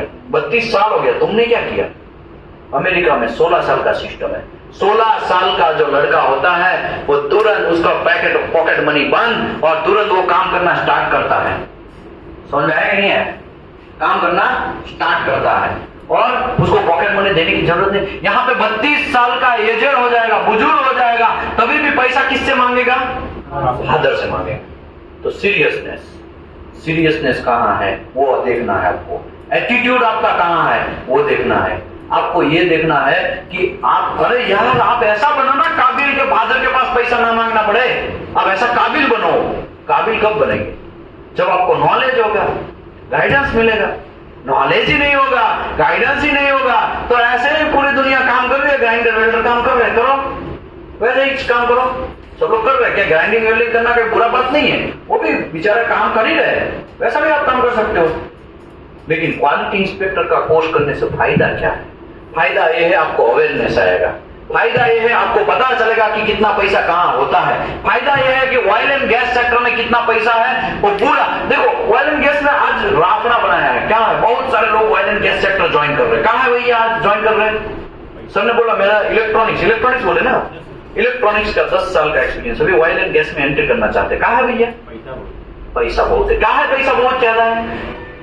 कोई बोलेगा पैसा अभी ऑयल एंड गैस सेक्टर में कहां है ज्यादा है? क्यों ज्यादा है? यूक्रेन, देखा सर ने पकड़ा, यूक्रेन और रशिया जब तक झगड़ते रहेंगे हमारा चांदी है, गोल्ड ही गोल्ड है। समझ में आया ना? यूक्रेन और रशिया का पूरा ऑयल जो था ना वो चाइना में और इंडिया में ट्रांसफर होगा। अभी चाइना और इंडिया में हमारे पास रिसोर्सेज तो फिक्स थे, हमारे पास जो मशीनरी था वो तो फिक्स था, लेकिन वहां से आने से पता चला ये 10 साल का मोदी से आपने कॉन्ट्रैक्ट कर लिया, और 10 साल का कॉन्ट्रैक्ट करने से क्या हो गया, चलो 10 साल के लिए तो कोई टेंशन नहीं, चलो प्लान डाल देते हैं, 2 साल में प्लान तैयार हो जाएगा, लेकिन 8 साल के लिए तो चांदी है। समझ में आया कि नहीं है? तो वही चीज चल रहा है। इसी की वजह से आज ऑयल एंड गैस सेक्टर बहुत उपड़ा हुआ है, बहुत डेंजरस तरीके से चल रहा है, बहुत ज्यादा पैसा चल रहा है, क्योंकि पूरा ऑयल कहां ट्रांसफर हुआ? चाइना और इंडिया में ट्रांसफर हुआ। तो मैं तो आपको गारंटी देता हूं 10 साल तक आपको कोई हिला सकता नहीं है। इसमें मंदी आने का कोई चांस नहीं है, मंदी आने का कोई चांस नहीं है। समझ में आया ना? 10 साल के लिए कोई टेंशन नहीं। ऑयल एंड गैस सेक्टर में मैं ऑयल एंड गैस सेक्टर साहब, कपड़े में तो मंदी है भाई, कपड़े की बात अलग है, कपड़े की बात, मैं ऑयल एंड गैस सेक्टर की बात कर। 10 साल के लिए आपको कोई हिला सकता नहीं है। और मैं तो ऐसा नहीं चाहता हूं कि रशिया और यूक्रेन का झगड़ा चलता रहे, ठीक है, वो तो बंद होना वो नहीं चाहिए, लेकिन बंद होगा तो फायदा किसका है? पूरी दुनिया का फायदा है। अगर बंद नहीं होगा तो किसका फायदा है? इंडिया चाइना का फायदा है। समझ में? तो हमको दोनों हाथ में घी और लड्डू ही है, टेंशन नहीं लेने का। समझ में आया ना? आगे बढ़ते हैं। स्टोरेज आपको करना है, कितना डिग्री टेम्परेचर पे करना है? 120 डिग्री स्टोरेज कर दिया। अभी वेल्डर का काम स्टार्ट होगा। किसका काम स्टार्ट होगा? अभी वेल्डर एंट्री करेगा, साहब इलेक्ट्रोड चाहिए, तो इलेक्ट्रोड आपको यहां से देना नहीं था, वेयर हाउस से डायरेक्ट देना नहीं है, आपको इलेक्ट्रोड कहां पे पहले करना है? ड्राइंग करना है, ड्राइंग करने के बाद स्टोरेज में डालना है, स्टोरेज में 120 डिग्री करना है, उसके बाद आपको वेल्डर को देना है, तो उसको बोलते हैं एक्सपोजर। एक्सपोजर होना स्टार्ट हो जाएगा ना, अभी क्या हो जाएगा? एक्सपोजर होना स्टार्ट हो जाएगा। तो क्या लिखा है? Upon the removal from the drawing and storage oven the electrode shell not be expose the atmospheric more than 4 hours. तो मैं ये थोड़ा आपको टेबल से समझाता हूं। एक प्रोसीजर है, फॉर एग्जांपल एक प्रोसीजर मैंने लिया है, यहाँ पे E7018 का डिस्कशन हम कर रहे हैं। किसका कर रहे हैं? E70। ये तो एक एग्जांपल देगा तो दूसरे भी एग्जांपल आपको समझ में आ ही जाएगा। समझ में ना? E7018 का आपको परमिसिबल एटमॉस्फेरिक एक्सपोजर कितना है? 4 घंटे का। कितने घंटे का है? 4 घंटे का। कितने घंटे का है? कितने घंटे का है? स्टोरेज ओवन से निकाल के आपको ओवन में डाल देना। लेकिन क्यूअर होता है, क्यूअर पता है ना? क्यूअर पता है कि नहीं पता? यहाँ पे फोटो होगा तो दिखता हूँ। ये है वेल्डर का मशीन, वेल्डिंग मशीन है ना, ये वेल्डिंग मशीन है कि नहीं? यहाँ पे ये ओवन पड़ा है, देखा आपने? मैं यहाँ पे थोड़ा राउंड करता हूँ, ये ओवन है, देख रहे हो आप? यहाँ पे भी किधर भी होगा, ये देखो यहाँ पे ओवन पड़े, यहाँ पे भी देखो, ये यहाँ पे ओवन है, देखा आपने? क्यूअर, क्यूअर बोलते हैं इसको, ओवन तो नहीं बोलेंगे, क्यूअर। जनरली क्यूअर भी कुछ लोग बोलते हैं, कुछ इंडिया में तो अभी क्या बोलने का चाल है? ओवन बोलने का चाल है।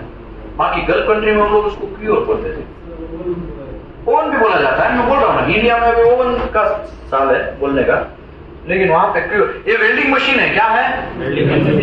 वेल्डिंग मशीन है, ठीक है ना? ये भाई साहब वेल्डिंग मार रहे हैं, ये ओवन है। ओवन को भी इलेक्ट्रिक प्लग करना पड़ेगा, 65 डिग्री टेम्परेचर रखना पड़ेगा। कितना रखना पड़ेगा? 65 डिग्री। तो मैं बोल रहा हूं, मैं घंटा कुछ नहीं हूं, यहाँ पे कितना डिग्री उसको मेंटेन करना है? स्टोरेज ओवन के बाद 120 डिग्री स्टोरेज ओवन। बेकिंग कितना करना है? बेकिंग 260 से लेके 425, उसके बाद स्टोरेज ओवन में जाएगा, इसके बाद एक्सपोजर जाएगा। अगर यहाँ पे भी आपने क्यूअर यूज किया, क्या यूज किया? क्यूअर। तो क्यूअर में कितना डिग्री टेम्परेचर होगा? 65 डिग्री टेम्परेचर। कितना जनरली हम लोग रखते हैं? 65 डिग्री। वो अंदर भी वो चेक कौन करेगा? ये सब चीज चेक कौन करेगा? तो कोरोना में कुछ थर्मोगेन आता था, याद है कि नहीं है? वैसा ही चेक करना है, इसमें नया कोई रॉकेट नहीं है। समझ में आया कि नहीं है? ऐसा कोई रॉकेट नहीं है, वो उसके अंदर ऐसा डाल के चेक कर लेना है। अगर कुछ कांड है, अगर कुछ कांड है तो क्या करना है, प्रॉब्लम। अगर कुछ कांड है तो एनसीआर जनरेट करो, वेल्डर को होल्ड करो, वो सब चीज कर सकते हो। समझे कि नहीं समझे? तो आपको देखना है क्यूवर के अंदर समझो वो इलेक्ट्रोड को डाल दिया और आपको समझो 4 घंटा बोला गया कि यहां से स्टोरेज ओवन से सीधा आप कितना घंटा यूज कर सकते हैं, 4 घंटे। समझो 50 इलेक्ट्रोड ओवन के अंदर ले गया और ओवन के अंदर टेम्परेचर नहीं है, तो कितने घंटे तक आपको यूज कर लेना है वो 50 इलेक्ट्रोड? 4 घंटे के अंदर यूज कर लेना है। समझो 4 घंटे के अंदर यूज नहीं हुआ तो क्या होगा? फॉर एग्जाम्पल 40 ही यूज किया और 5 घंटा हो गया और 40 यूज करके भी अभी भी 10 बच गया। 4 घंटे में उसने 40 यूज किया।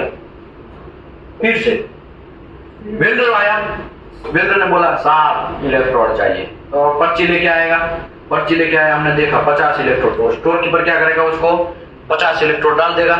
और वो ओवन वो चल नहीं रहा, फॉर एग्जाम्पल चल नहीं रहा। क्या नहीं हो रहा है? चल नहीं रहा, मतलब उसके अंदर टेम्परेचर कुछ भी नहीं है। तो वो इलेक्ट्रोड जो 50 दिया है उसमें से उसने 4 घंटे में सब यूज कर लेना चाहिए था, लेकिन 4 घंटे में यूज नहीं किया, 10 बच गया। तो 10 का क्या? फिर वो 10 उसको लेके आना है, वापस ड्राइंग करना। क्या करना है? कितना डिग्री टेम्परेचर? 260 से लेकर 425 डिग्री टेम्परेचर। समझ में? लेकिन कुछ मैन्युफैक्चर रिकमेंडेशन ऐसा बोलते हैं कि एक बार यूज किया मतलब खलास, वो डिस्कार्ड करना है, ड्राइंग नहीं करना है। कुछ मैन्युफैक्चरर ऐसा बोलते हैं कि भाई 7018 के इलेक्ट्रोड है, एक ही बार ड्राइंग करना है। कितनी बार करना है? एक ही बार ड्राइंग करना। फॉर एग्जांपल मैं बोलता हूं कैसे। समझो हमारा मुत्तु स्वामी अंदर इलेक्ट्रोड ऐसा लेके गए, ठीक है? कितना घंटा में यूज कर लेना है उसको? 4 घंटे में यूज करना है।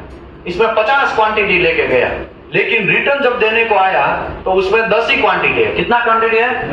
वो भी 5 घंटे के बाद आया, 5 आवर्स के बाद आया। कितने घंटे के बाद आया? 5 आवर्स के बाद। तो वो ये जो 10 इलेक्ट्रोड है ना, उसको वापस स्टोरेज ओवन में क्या करना है? ड्राइंग करना है। कितना डिग्री टेम्परेचर? 260 से लेकर 425 डिग्री, या तो फिर ऐसा नहीं आपको याद रखना है तो 350 डिग्री सेल्सियस वापस 1 घंटे में। ऐसा लिखा है कि भाई 7018 को वंस टाइम एक बार कर सकते हैं। समझ लो इसको स्टोरेज करने के बाद फिर वापस कहां गया? एक स्टोरेज ओवन में गया। उसमें कितना डिग्री मेंटेन हुआ? 120 डिग्री वापस मेंटेन हुआ। पहले तो हुआ ही था, इससे पहले तो भाई साहब ये सब हुआ ही था। हमने इसमें भी ड्राइंग किया, इसमें भी स्टोरेज किया। ये करने के बाद उसको 50 दिया और माँ का लाल था 10 बच गया, 10 बच गया। फिर वो लेके आया, उसको वापस करना है 350 डिग्री, उसके बाद फिर स्टोरेज ओवन में डालना है। फिर वो 10 इलेक्ट्रोड को प्रायर टू यूज करना है, मतलब जितना हो सके उतना जल्दी यूज कर लेना है। समझ लो वो 10 इलेक्ट्रोड को एक वेल्डर को दिया। एक वेल्डर को कितना इलेक्ट्रोड दिया? 10 इलेक्ट्रोड।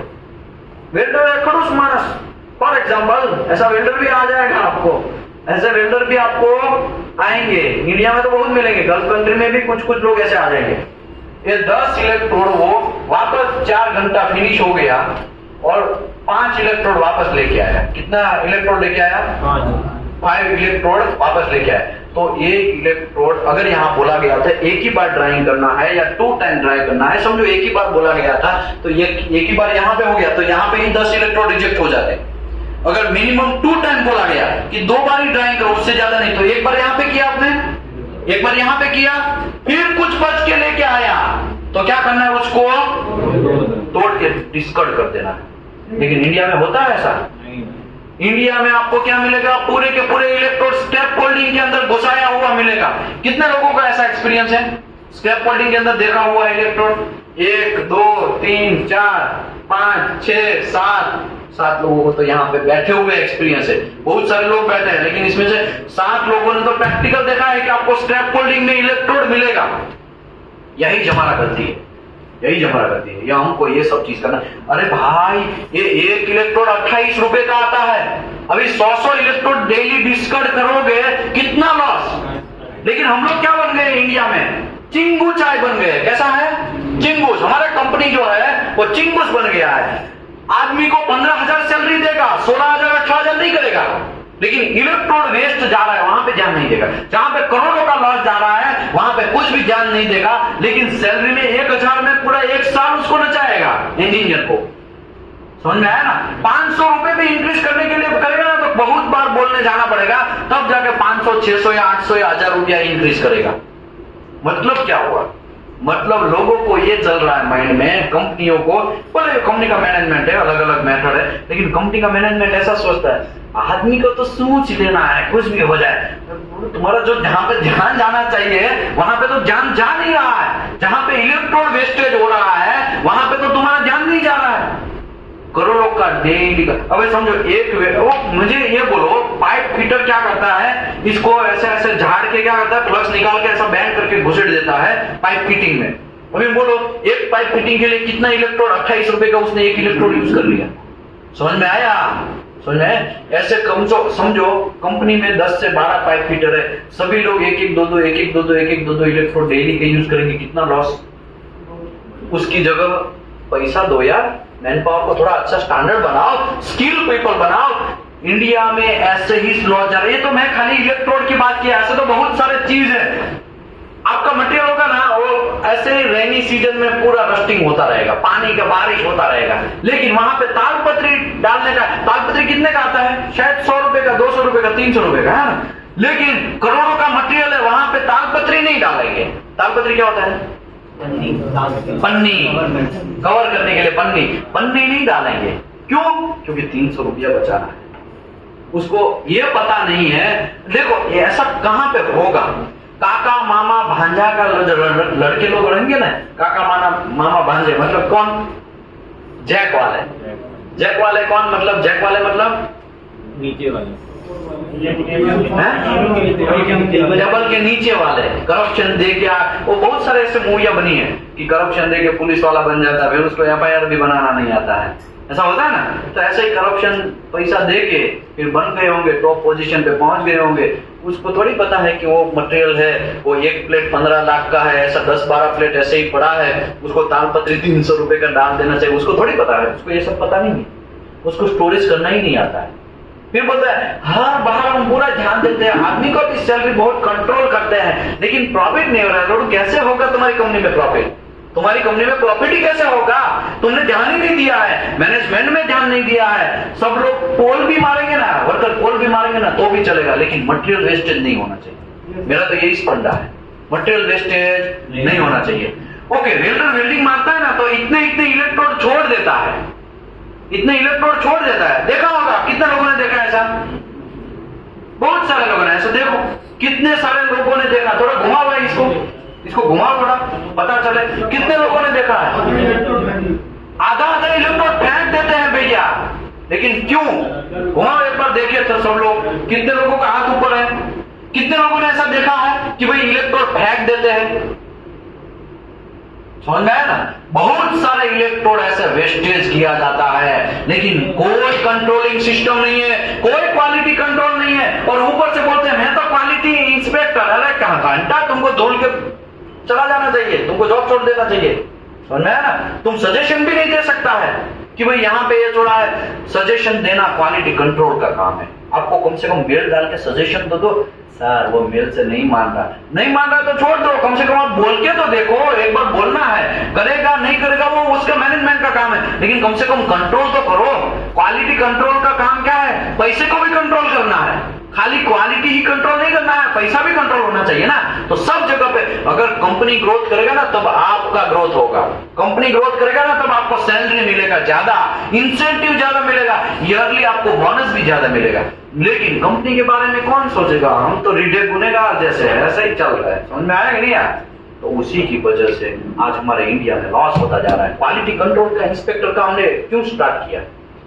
वरना यही क्लास आप हैदराबाद में जाओगे ना, कितने पैसा होता है? 35,000। कहां पे हो रहा है? कंपनी का नाम नहीं चाहिए, कौन सा स्टेट में?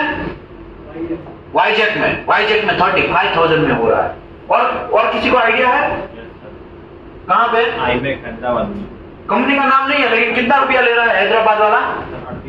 38,000 रुपया। मुझे बोलो तो ये क्या हम लोग 20 दिन यहाँ पे सिखाने वाले? बस मैं ही आपके सामने हूँ और 20 दिन मेरे को खींचना है, आपको समझाना है। तो मुझे बोलो ये क्यों हमने स्टार्ट किया, वो समझ में है आपको? क्योंकि अवेयरनेस, स्किल को इंप्रूव करना है। क्या करना है? स्किल को इंप्रूव करना है। अगर स्किल इंप्रूव करेंगे ना तो ऑटोमेटिकली आपके अंदर जुनून जागेगा, और जुनून जागेगा तो काम अच्छा करेंगे, काम अच्छा करेंगे तो अच्छा कंपनी ऑफर होगा, अच्छा कंपनी ऑफर होगा तो नॉलेज होगा, तभी आपको अच्छा कंपनी ऑफर होगा। करीबन 75,000 से भी आप निकल जाएंगे। समझे कि नहीं समझे? एक मार्च बैच वाला किसी का मुझे आज मैसेज आया, मार्च बैच में उसने एनडीटी लेवल 2 यहां से किया। सर मेरा क्यूसी में हो गया, मेरे को करीबन 35,000 रुपया सैलरी मिला। तुम्हारा कितना वो था एक्सपीरियंस? सर खाली 2 साल का एक्सपीरियंस था लेकिन 35,000 मिला। तो कहा है? मैं बोला वही इंटरव्यू का क्या हुआ? वो सर बहुत इंटरव्यू टफ था, इंटरव्यू टफ था लेकिन निकल गया, इंटरव्यू टफ था लेकिन निकल गया। उसके लिए उसको 35 ऑफर हुआ कि नहीं हुआ? यहाँ पे भी कुछ 2 लोग मुझे अरिहंत वाले आए थे, वो बोल रहे थे हमारा अरिहंत में सिलेक्शन हुआ, बहुत टाइट इंटरव्यू था, 3-3, 4-4 बार इंटरव्यू देना पड़ा। हमारे जैसे विशाखापट्टनम से भी आए थे, पंजाब से भी आए थे और साउथ साइड से भी आए थे, लेकिन हमारा दोनों का सिलेक्शन हो गया। उसका हुआ लेकिन पीटीएमटी में हुआ, हमारा यूटी में हुआ। ऐसा आया था कोई 2 लोग आए थे आपके रूम पार्टनर थे? हाँ वो आए थे। मतलब क्या हो? फिर भी वो लोग क्यों निकले भाई? क्योंकि नॉलेज, आपके पास स्किल होगा ना पूरी दुनिया हाथ पकड़ेगी। आपके पास स्किल ओके। हम लोग एनडीटी में 100% का जॉब प्लेसमेंट बोलते हैं, पता है ना?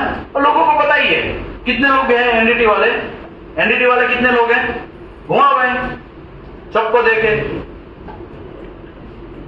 पता चले कितने लोग एनडीटी वाले हैं। एनडीटी वाले हैं, ये देखो इतने सारे लोग एनडीटी वाले हैं, इतने सारे लोग। अभी इतने सारे एनडीटी वाले, हम लोग एनडीटी में 100% जॉब प्लेसमेंट का गारंटी देते। कहा है भैया? हमको शौक है, क्योंकि हम आपको ऐसा काबिल बना देंगे। क्या करेंगे? काबिल बना देंगे। आपको कोई रिजेक्ट नहीं कर सकता है, कोई रिजेक्ट नहीं कर सकता है। समझो कर भी दिया तो दिल में गम नहीं रखने का, दूसरा कंपनी हम ऑफर करेंगे, टेंशन मत लो। समझ में आया ना? और फेल हुए तो क्यों फेल हुए उसके ऊपर आपको मनोमंथन करना है। समझ में आया ना? मैं कोई सपोर्टर नहीं हूं, मैं कोई पार्टी का सपोर्टर नहीं हूं, बीजेपी का सपोर्टर नहीं हूं, ना तो आम आदमी पार्टी का, ना तो कांग्रेस का सपोर्टर है। लेकिन कोई भी पार्टी हारती है ना तो मनोमंथन करती है, पता है ना आपको?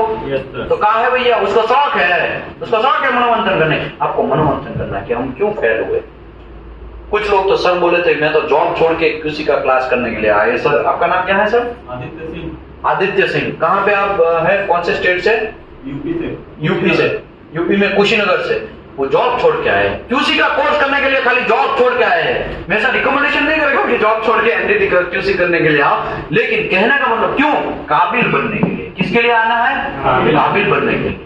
और 35,000 38,000 है तो ये इतना यहाँ पे कोई फीस नहीं है, तो ऐसा नहीं सोचने का कि यहाँ पे ऐसा वो हो रहा है।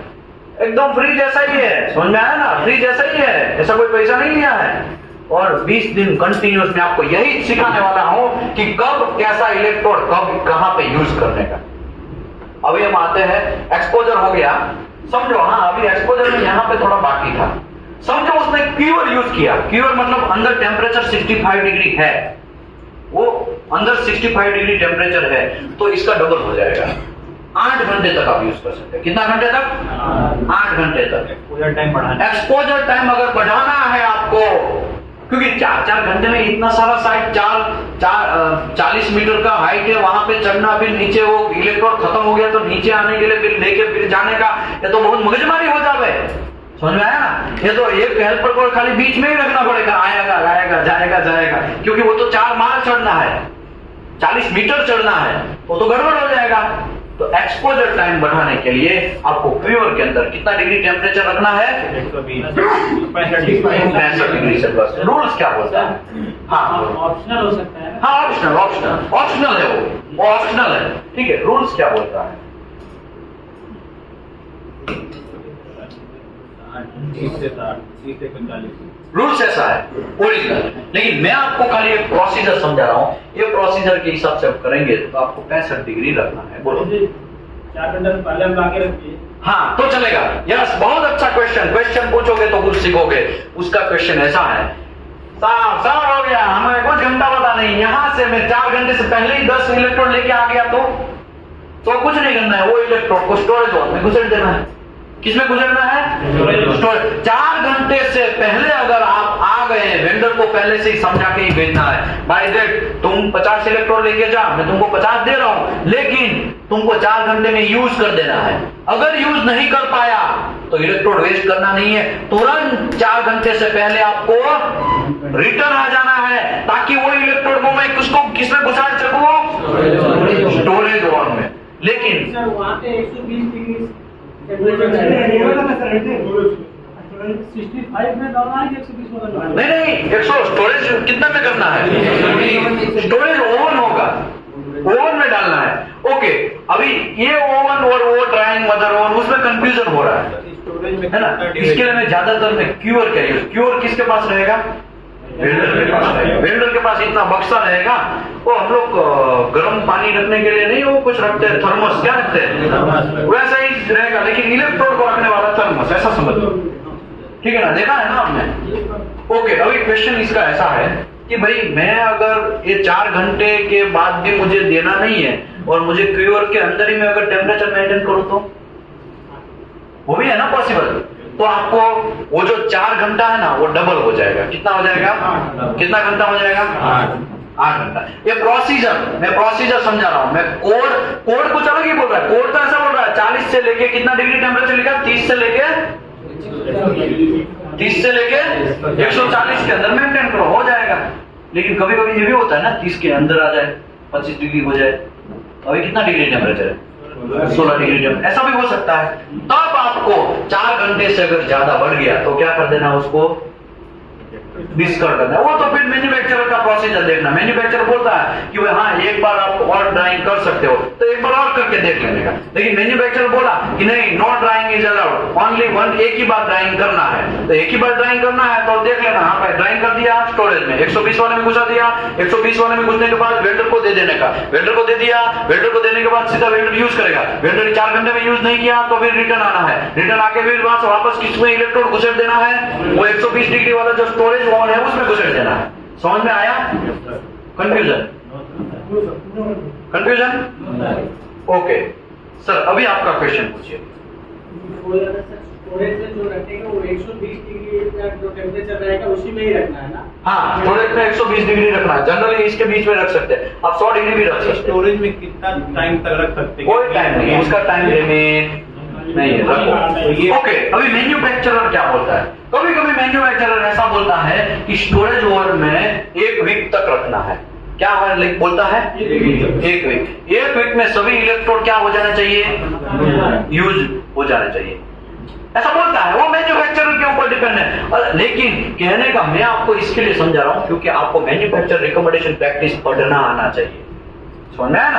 आपने वहां देख लिया 1 वीक तक स्टोरेज ओवन में रखना है, ऐसा आपने पढ़ लिया तो आपका माइंड तुरंत लाइट करेगा कि स्टोरेज ओवन में कितना रखना है आपको, 1 वीक तक रखना है, समझे ना। कुछ लोग 2 वीक भी लिखते हैं, ट्वाइस वीक ऐसा भी लिखते हैं, कुछ लोग ऐसा लिखते हैं कि 1 वीक में मिनिमम आपको यूज कर लेना है, और कुछ लोग ऐसा भी रूल्स एंड रेगुलेशन बनाते हैं, समझो 3-4 दिन में यूज हुआ तो नया इलेक्ट्रोड उसमें घुसेड़ना नहीं है, पुराने इलेक्ट्रोड को ऊपर रखना ताकि ऊपर वाला पहले यूज हो, ऐसा भी, वो डिपेंड ऑन यू, वो आपकी कंपनी का प्रोसीजर के ऊपर है, ठीक है ना। आगे बढ़ते हैं, कहां पहुंचे थे भैया, ये एक्सपोजर हो गया, एक्सपोजर का हमने डबल करना था तो थोड़ा वो भी कर लिया। रीड्राइंग मतलब मैंने वेयरहाउस से बाहर ट्रक आया, ट्रक को वेयरहाउस में रखा, वेयरहाउस से मैंने इलेक्ट्रोड निकाले और ड्राइंग में डाले, 350 डिग्री टेम्परेचर 2 घंटे तक किया, उसको निकाल के स्टोरेज ओवन में 120 डिग्री डाला, 120 डिग्री डालने के बाद फिर मैंने वेल्डर को दिया, लेकिन वेल्डर माँ का लाडला जल्दी वो यूज नहीं किया और जो 4 घंटा था वो टाइम निकल गया और 5 घंटे के बाद हमारे पास 10 इलेक्ट्रोड लेके आया, तो क्या करने का, वो 10 इलेक्ट्रोड मैंने ये समझा ही दिया है, लेकिन फिर भी आप पढ़ा लिखा देखो, ये पढ़ के समझाएगा ना तो आपको कॉन्फिडेंस आएगा और कुछ नहीं है, समझ में आएगा नहीं है, कॉन्फिडेंस आएगा। Redrawing, electrode exposed in atmospheric permissible less than the permeable may be return the holding oven and maintain the 120 degree minimum. अगर उससे पहले आ जाता है, 4 घंटे से पहले आ जाता है वो इलेक्ट्रोड लेके, तो आपको 120 डिग्री स्टोरेज ओवन में घुसेड़ देना है, लेकिन after minimum holding period the 4 hours 120 degree minimum electrode and may be redry only the after the atmospheric exposure. अगर एटमॉस्फेरिक एक्सपोजर 4 घंटे से ज्यादा हो गया तो क्या करना पड़ेगा आपको? रीड्राइंग करना पड़ेगा। After any exposure in excess permeable time, the electrode must be redried. कितना रीड्राई करना है? मिनिमम 1 or 2 hours, या 1 घंटा या 2 घंटा मिनिमम वापस करना है उसको। बाद लेके आया तो 4 घंटे के बाद लेके आया तो ठीक है। Electrode that have become a weight or moisture shall not be used and discard। क्या लिखा है उसमें? अगर बारिश में भीग गया है भैया, पानी के अंदर घुस गया है इलेक्ट्रोड, तो उसको रीड्राइंग गया तेल लेने, सबसे पहले क्या करना है? उसको डिस्कार्ड करना है। लेकिन प्रॉब्लम क्या है? इतना सारा महंगा इलेक्ट्रोड डिस्कार्ड तो करेंगे, किसी को पता नहीं है, वैसे घुसट देते हैं ओवन में और गर्म कर देते तो हो जाएगा ना। ऐसा घंटा चलेगा नहीं। इंडिया में यही हो रहा है। होता है। देखो इसको सर कहाँ से है आप? झारखंड से। गुड। ऐसा होता है कि नहीं होता? आपने देखा ना प्रैक्टिकल? ऐसा ही क्यों? क्योंकि पैसा बचाना है। क्या करना है? पैसा। लेकिन पैसा बचाने के चक्कर में क्वालिटी को डिविएट कर रहे, वो देख नहीं रहे हम लोग। समझ आया ना? आपको क्या ध्यान रखना है? आपको ये ध्यान रखना है इलेक्ट्रोड प्रॉपर क्वालिटी का होगा तभी वेल्डिंग प्रॉपर होगा, वरना घंटा लगे रहो, कितना भी आप पूरी दुनिया को कंट्रोल कर रहे हैं, लेकिन जहां पे देखना है वहां पे तो हो ही नहीं रहा है, तो कुछ काम का है। इसी को बोलते हैं क्वालिटी कंट्रोल। अब नॉलेज होगा आपको तो क्वालिटी का कंट्रोल होगा।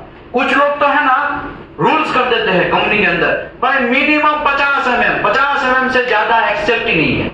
50 mm से ज्यादा अगर 2-3 पीस आया तुरंत वेल्डर को पकड़ना, उसको ट्रेनिंग के लेके जाना है। भाई तुम क्यों इतना बड़ा छोड़ रहे हो? इतना कुछ लोग इतना इलेक्ट्रोड का छोड़, और आप जाएंगे शॉप में बहुत सारे इतने लंबे इलेक्ट्रोड पड़े हुए मिलेंगे आपको, मिलेंगे ना। लेकिन वो इंडिया में ही मिलेंगे। आप गल्फ कंट्री में जाओ, सऊदी में जाओ, आपको एक भी नहीं मिलेगा। इवन ये जो यूज हो चुका है ना, वो भी आपको कलेक्ट करके स्टोरेज में रिटर्न देना है। लेकिन इंडिया में जहां कहां ऐसा फेंक दिया जाता है, कोई कंट्रोल नहीं। और वो कंट्रोल किसको करना है? आप ही को करना है। वही कंट्रोल को बोलते हैं क्वालिटी कंट्रोल। समझ में आया कि नहीं है? तो क्वालिटी कंट्रोल का मीनिंग क्या है?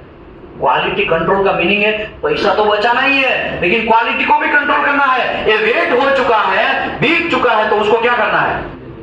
डिस्कार्ड करना है। समझ में आया कि नहीं आया? लेकिन पैसा बचाने के चक्कर में हम लोग डिस्कार्ड नहीं करते हैं, तो गलत बात है। आगे बढ़ते हैं। All welding consumable received and shall be checked, identify mill test certificate, purchase order and requirement के हिसाब से वेल्डर को देखना है। वो वेल्डिंग इंस्पेक्टर को ड्यूटी है, क्वालिटी इंस्पेक्टर का ड्यूटी है कि जब आप मटेरियल रिसीव्ड करते हैं तब आपको एमटीसी देखना है, प्रॉपर केमिकल कंपोजिशन है कि नहीं है। सब चीज हम यहाँ पे कंट्रोल करेंगे, लेकिन केमिकल कंपोजिशन ही उल्टा होगा तो केमिकल कंपोजिशन कहां देखने का? तो एएसएमई सेक्शन 2C एसएफ 5.1 में अगर E7018 है, तो अगर स्टेनलेस स्टील का है तो 5.4, 5.9, 5.18, वो सब चीज अलॉय स्टील वगैरह सब चीज देखना है। तो सबका rules and regulation ASME section 2C में दिया है, आपको वो खोल के देखना है। ओके, एएसएमई सेक्शन 2C मैंने समझाया है, बहुत डेप्थ में समझाया, एकदम डेप्थ में समझाया है। अगर आपको जान चाहिए तो दीपेश पटेल से आप ले सकते हैं। समझ में आया कि नहीं आया? दीपेश पटेल से लेते सेक्शन 2C समझाया। अभी stainless steel and non ferrous electrode का ड्राइंग कैसे होगा? तो ठीक है, अभी टाइम भी ज्यादा हो गया है तो मैं जल्दी इसको फिनिश करता हूं। स्टेनलेस स्टील का 120 डिग्री से लेके 250 डिग्री टेम्परेचर 2 घंटे तक उसको क्या करना है? ड्राइंग करना है। ये स्टेनलेस स्टील का इलेक्ट्रोड का क्या है? स्टेनलेस स्टील का इलेक्ट्रोड मतलब ये कार्बन स्टील का E7018 था। अगर मैं ये बोलूं E316L, ऐसा इलेक्ट्रोड भी हो सकता है ना कि नहीं हो सकता है? ऐसा हो सकता है E308, ऐसा हो सकता है कि नहीं हो सकता है? ये स्टेनलेस स्टील के इलेक्ट्रोड हुए, उसको भी अलग से रूल्स है। ये तो कार्बन स्टील का अभी तक मैंने रूल्स बताया, तो कार्बन स्टील का मैंने डेप्थ में बताया, तो अभी मुझे स्टेनलेस स्टील का समझाने का टेंशन नहीं है, क्योंकि आपको वो स्टेनलेस स्टील का इलेक्ट्रोड है तो कितना डिग्री करना है? 120 से लेके 250 डिग्री, और कितने घंटे तक? मिनिमम 2 घंटे तक। And the drying step may be deleted, the electrode supplied in dried condition and harmonically sealed condition can be positively indicate. इसमें ऐसा लिखा है भाई कि अगर स्टेनलेस स्टील के इलेक्ट्रोड भी वैक्यूम पैक में आता है कि नहीं आता है? तो फिर उसको बेकिंग करने की जरूरत नहीं है, ड्राइंग करने की जरूरत नहीं है। ड्राइंग का दूसरा वर्ड है बेकिंग। तो ऐसा नहीं यूज है साहब, बेकिंग बीच में बोल के गए, घंटा को समझ में नहीं आया बेकिंग है क्या, तो भाई बेकिंग मतलब ड्राइंग, ठीक है, इसमें कोई कंफ्यूजन होने की बात नहीं है। आगे बढ़ते हैं। इलेक्ट्रोड में भी रीड्राइड ओनली, एक ही बार करना है, दूसरी बार सीधा क्या करेगा, डिस्कार्ड, तोड़ के फेंक देना है। समझ में आया कि नहीं आया? ओके, वहां पे 2 टाइम ऐसा 2 बार ऐसा कुछ लिखा होगा 7018 में, लेकिन एसएस के इलेक्ट्रोड बहुत डेंजर इलेक्ट्रोड है, बहुत डेंजर मानुस, उसको हम लोग एक ही बार, कितनी बार, एक ही बार रीड्राइव, एक ही बार रीड्राइव, बाद में खत्म, डिस्कार्ड। लेकिन होता है ऐसा नहीं होता। इंडिया में होता है, गल्फ कंट्री में होता होगा। कौन गल्फ कंट्री गया है? गल्फ कंट्री आप गए, और कौन गया है? वो गया ना, ये कहाँ गया? बाहर गया, अभी गया। हाँ, गुड। तो एसएस के इलेक्ट्रोड को ऐसे आपको हैंडल करना है, उसका स्टोरेज करना है, तो उसको 120 से लेके 200 डिग्री टेम्परेचर के अंदर स्टोरेज ओवन में करना है। एक्सपोजर जो है उसका एक्सपोजर 4 आवर्स का रहेगा, not more than, and exposure time 8 घंटे का रहेगा। अगर आप हार्मेटिकली सील कंटेनर के जगह आप लोग क्यूअर यूज करो, क्या नॉट हार्मेटिकली, लेकिन क्यूअर में 65 डिग्री मेंटेन करते हो तो 4 घंटे का डबल हो जाता है। रिकंडीशनिंग भी करना है तो कर सकते हैं। मैं आपको जल्दी जल्दी एक टेबल समझा देता हूं ताकि कोई कंफ्यूजन ना हो, ठीक है। देखो E7018 कार्बन स्टील के वगैरह इलेक्ट्रोड है, तो कितना डिग्री ड्राइंग करना है, मेरे साथ में बोलना है, कितना है करना, 260 से लेके 425। उसको स्टोरेज करना है तो कितने में करना है, उसको एटमॉस्फेरिक एक्सपोजर में कितने घंटे में यूज करना है, 4 घंटे के बाद आया तो एक आध बार, अगर मैन्युफैक्चरर ने बोला कि 2 बार ड्राइंग करो तो एक बार करके आया, फिर दूसरी बार, फिर तीसरी बार करना जाना नहीं है। क्या करना है, डिस्कार्ड करना है।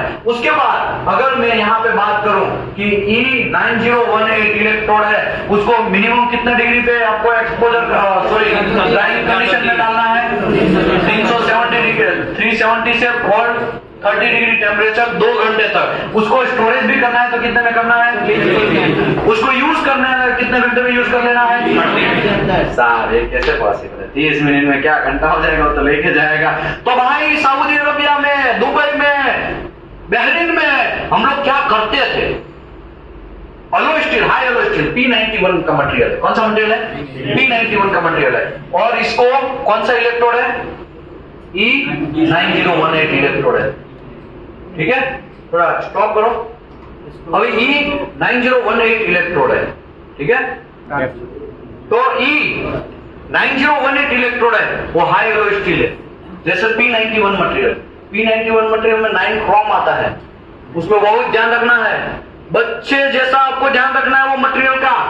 लेकिन पता ही नहीं है तो क्या होगा, अलातुल चलेगा साहब, हमारा सैलरी 15,000, तो तुम्हारा 15,000 ही रहेगा, तुम घंटा आगे नहीं बढ़ेगा, तुमको नॉलेज ही नहीं है। नॉलेज तो गेन करना पड़ेगा ना, जब नॉलेज होगा तभी आपका पैसा इंक्रीज होगा। नॉलेज ही नहीं है और आप बोलेंगे हमारा पैसा बढ़ा दो, है ना, तो कैसे होगा। तो 9018 P91 मटेरियल है, उसका आपको इलेक्ट्रोड यूज करना है। ओ चाचा दत्ताराम भाई, फोकस करो, पूरा फोकस करो। 9018 का इलेक्ट्रोड है, उसको आपको ड्राइंग करना है तो 370 डिग्री से लेके 430 डिग्री 2 घंटे तक कर दिया, स्टोरेज में रख दिया। स्टोरेज में निकालने के बाद वेल्डर आया आपके पास, तो वेल्डर को निकाल के जितने भी इलेक्ट्रोड देंगे वो कितने मिनट में यूज कर लेना है, 30 मिनट में। साहब 30 मिनट में तो कैसे यूज होगा, पॉसिबल ही नहीं है। तो ध्यान क्या रखना है आपको, स्टॉप वॉच देना है। क्या देना है, स्टॉप वॉच। एक हेल्पर एक्स्ट्रा रखना पड़ेगा आपको आने ले जाने के लिए, समझ में आया, एक हेल्पर एक्स्ट्रा रखना पड़ेगा। लेकिन इंडिया में ऐसा होता है, इलेक्ट्रोड देखा है किसी ने 30 मिनट में ही यूज कर देना, नहीं। क्यों, क्योंकि प्रोसेस फॉलोइज नहीं होता है। फिर बोलते हैं हम अमेरिका से आगे निकल जाए, घंटा तुम अमेरिका से हम लोग आगे निकल पाएंगे, ऐसा अगर एटीट्यूड दिखाओगे, काम करने में हम लोग नॉलेज ही नहीं है और काम करने के लिए आगे। साहब हम तो अगली बार चंद्रयान 3 लॉन्च कर, भाई वो तो लॉन्च कर दिया, वो तो साइंटिस्ट ने किया, तुमने क्या किया, तुमने क्या किया, तुमने देश की इकोनॉमी के लिए क्या किया, कुछ नहीं किया, बस क्रिकेट खेला और कुछ काम किया, जो प्रोडक्टिव नहीं है वैसा काम किया, मनोरंजन किया और कुछ किया नहीं, नॉलेज गेन नहीं किया। नॉलेज गेन नहीं करोगे तो इंडिया की इकोनॉमी कैसे बढ़ेगा। हमको अमेरिका से आगे बढ़ना है तो हमारे पास एक ही ऑप्शन है, स्किल, दिमाग। समझ आया ना? लोग बहुत सारे ऐसी कहावत है, एक बिहारी 100 पे भारी, कितने पे भारी? 100 पे भारी, है ना? ऐसा कहावत है। लेकिन ऐसा कहावत होना चाहिए कि भाई ठीक है, वो तो अलग एक मैटर है, एक बिहारी 100 अमेरिकन से भारी, एक बिहारी 100 अमेरिकन से भारी, ऐसा कहावत होना चाहिए था। तब जाके हम अमेरिका से आगे निकल सकते हैं, वरना कैसे आगे निकलेंगे? कुछ नहीं निकल सकते। 30 मिनट में उसको यूज कर देना है। ओके, 30 मिनट में यूज तो नहीं करता है, और ऊपर से वो जितना है उतना मारा ही जा रहा है, मारा ही जा रहा है, मारा ही जा रहा है, तब आके मारा ही जा रहा है।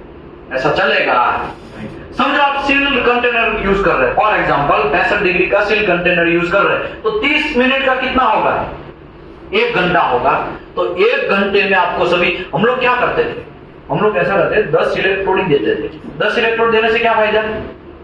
1 घंटे में वो 10 इलेक्ट्रोड तो यूज कर लेगा, समझ में आया ना? कोई डिस्कवरी करने का चांस ही नहीं है। और यहाँ पे ऐसा है, ये इलेक्ट्रोड में ऐसा है, इसको बेकिंग कुछ है ही नहीं, नो रीड्राइंग, नो रीबेकिंग। एक बार किया मतलब खलास, उसको यूज ही कर लेना है। यूज नहीं किया तो क्या करना है? डिस्कार्ड करना है। लेकिन प्रॉब्लम क्या है? नहीं पता है, नहीं पता है, इसके लिए हम लोग करते नहीं है, और कोई सीरियसनेस नहीं। मैंने बहुत सारे इंडिया में भी साइट पे काम किया, नाम नहीं देगा वरना कंट्रोवर्सी होगा।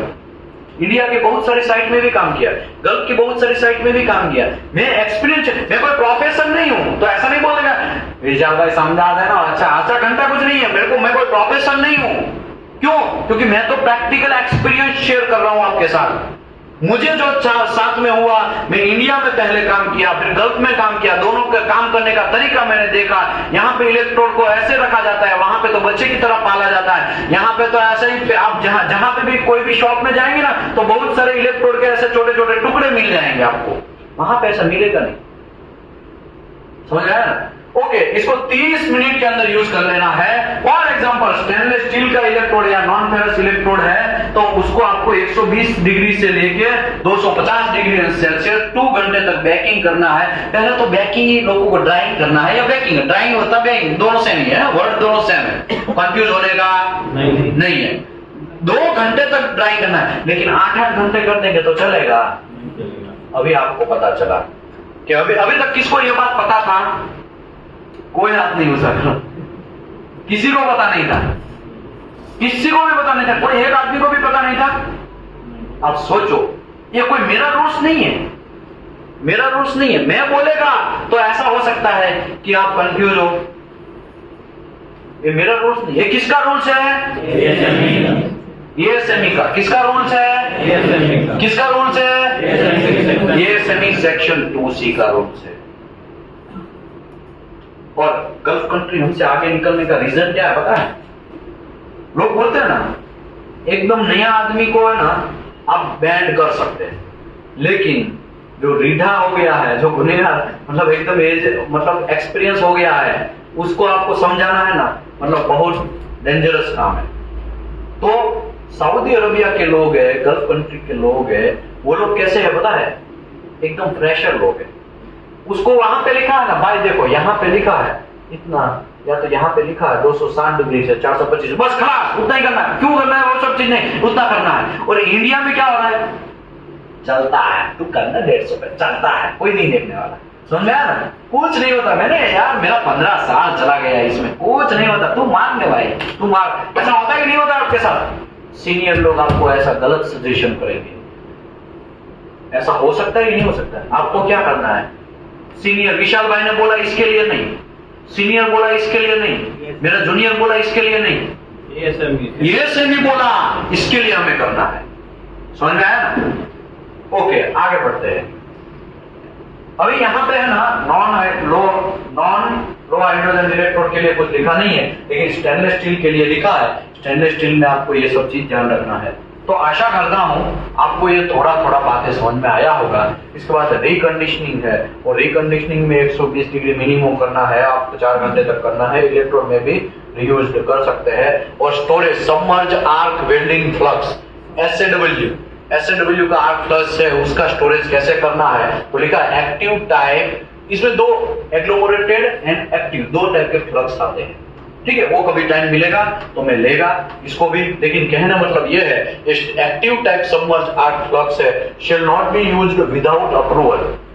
अप्रूवल के बिना यूज नहीं करना है। कुछ लोग है ना फ्लक्स को मिक्सिंग करके यूज करते हैं, एक ही सेम फ्लक्स एक ही बार मिक्स करते करते यूज करते हैं कि नहीं करते हैं, तो वो भी आपको ध्यान रखना है। बहुत सारा चीज है इसमें, हम बोल सकते हैं GTAW का जो फिलर वायर है उसमें टेंसलिंग होना चाहिए। इसके अंदर भी ये लिखा हुआ देखा आपने, यहाँ पे रेड कलर का दिख रहा है, रेड कलर का दिख रहा है यहाँ पे, ये पिच वाले हैं, पिचू पूछ पे लिखा है।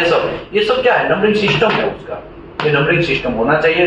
वैसा ही अगर GTAW है तो उसके अंदर भी पीछे आपको यहाँ पे स्टैंप वगैरह होना चाहिए। स्टैंप होगा 7018 ER70S2 ऐसा लिखा होगा, बहुत सारे जगह पे स्टैंप मारा होगा 70S2 ये ऐसा लिखा हुआ किसी ने देखा है? कितने लोगों ने देखा है? ये सब में होता है, ठीक है ना। ये फिगर जो होता है ना उसके पीछे यहाँ पे ऐसा स्टैंप लिखा होगा, तो यहाँ पे यही ये लोग बोलना चाह रहे हैं कि भाई GTAW फिलर मेटल शेल है आइदर AWS या ASME आइडेंटिफिकेशन के हिसाब से and manufacturer identification mark in each individual road by the manufacturer with tag या फ्लैग किया होगा, या क्या किया होगा, स्टेंसिलिंग होगा, या फिर क्या होगा, स्टैंपिंग होगा। कैलिब्रेशन रिक्वायरमेंट, कैलिब्रेशन है क्या? तो ये चैप्टर है ना, अभी बहुत टाइम हो गया है तो मैं जल्दी समझा देता हूँ, क्योंकि हमने इंट्रोडक्शन में करीबन आधा या पौना घंटा खा लिया, तो मुझे ये चैप्टर का मेरा फिक्स है कि 1 घंटे में मुझे फिनिश करना है ना। तो मैं जल्दी समझा देता हूँ कि कैलिब्रेशन हम लोगों की इंडिया में है ना, प्रॉब्लम क्या है पता है, वेल्डिंग मशीन ही कैलिब्रेशन नहीं होते हैं। आपने देखा होगा बहुत सारे लोगों ने, हाँ तो मैं सबको ब्लेम नहीं कर रहा हूं, तो ऐसा आके मेरे को तलवार नहीं मारने का, मैं ऐसा बोल रहा हूं कुछ कंपनियां ऐसी है, कुछ कंपनियां जैसे बहुत सारी अच्छी कंपनी भी है, रिलायंस है ना, L&T है, थर्मैक्स है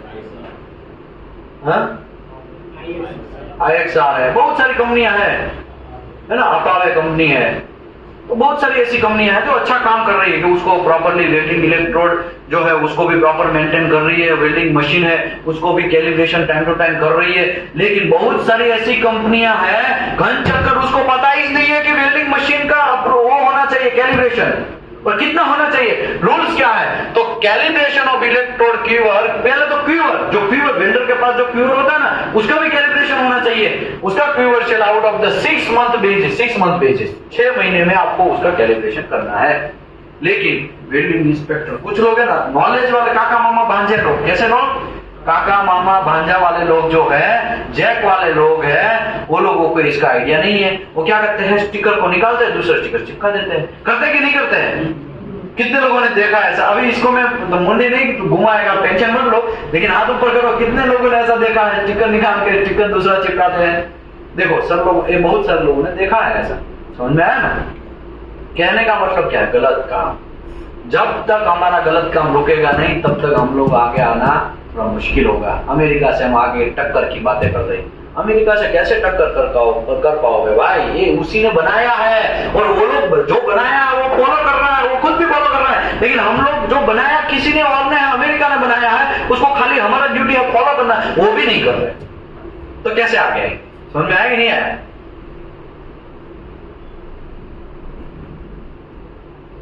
वेल्डिंग इंस्पेक्टर रिस्पॉन्सिबल है, कौन है welding inspector? Welding inspector shall check the minimum temperature of the viewer and show the temperature 65 degree and baking and holding oven का वो सब चीज भी every 6 month में कैलिब्रेशन करना है। वो जो मदर ओवन है, मदर ओवन जिसमें हम 350 डिग्री की बात कर रहे हैं, 260 से लेके 425 डिग्री की बात कर रहे हैं, उसको भी एवरी 6 महीने में कैलिब्रेशन करना है, उसके स्टिकर वगैरह होता है, लेकिन हम वो भी नहीं देखते। प्रॉब्लम ही यही है, हमने यहाँ पे 350 सेट किया, लेकिन हमें क्या पता 550 भी पर चल गया होगा, लेकिन जो इंडिकेशन है वो 350 का ही दिखा है। ऐसा हो सकता है कि नहीं हो सकता है? पूरे इलेक्ट्रोड कचरे में जाएगा कि नहीं जाएगा? समझ में आया ना? ओके, 2 घंटे का है और आपने 8, 9, 10 घंटा कर लिया तो क्या होगा, ये फ्लक्स तो निकल ही जाएगा, ठीक है, लेकिन इलेक्ट्रोड है ना वो भी हार्ड हो जाएंगे। कैसे हो जाएंगे? हार्ड हो जाएंगे। तो वो सब चीज ध्यान रखना है आपको। बहुत देखो, मेरे पास बोलने के लिए, एग्जांपल देने के लिए बहुत सारा चीज है, लेकिन मेरे पास भी टाइम लिमिट है। क्या है? टाइम लिमिट है, वरना वहां पीछे जो रावल साहब बैठे हैं ना, वो हमको बोलेंगे, अजय साहब यार आप बहुत खींच रहे, थोड़ा जल्दी फटाफट करो वरना कोर्स फिनिश नहीं होगा, क्योंकि मेरे पास खाली कितना दिन मुझे उसने दिया है, 20 दिन दिया। 20 दिन में मुझे सब चीज फिनिश करना है।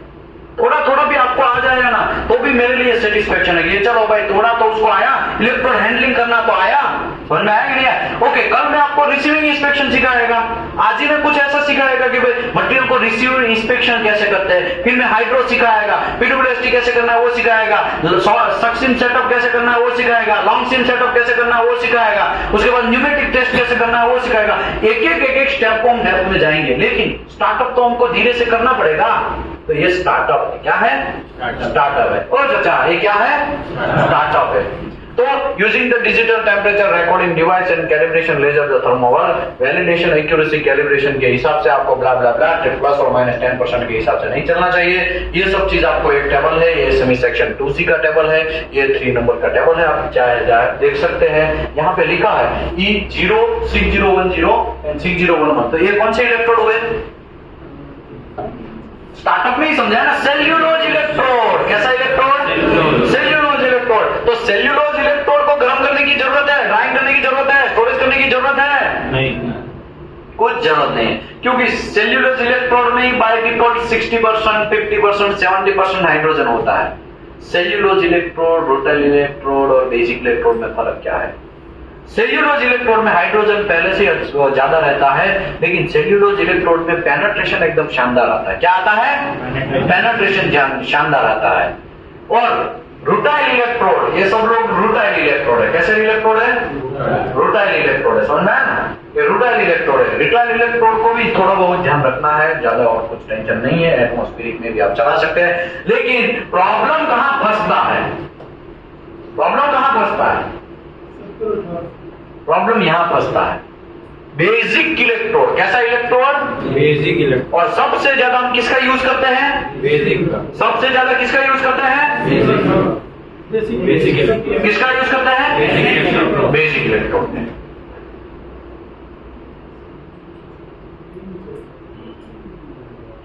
बेसिक इलेक्ट्रोड का सबसे ज्यादा यूज करते हैं। इसके लिए मैं यहाँ पे थोड़ा ज्यादा डेप्थ में फोकस करके समझाया।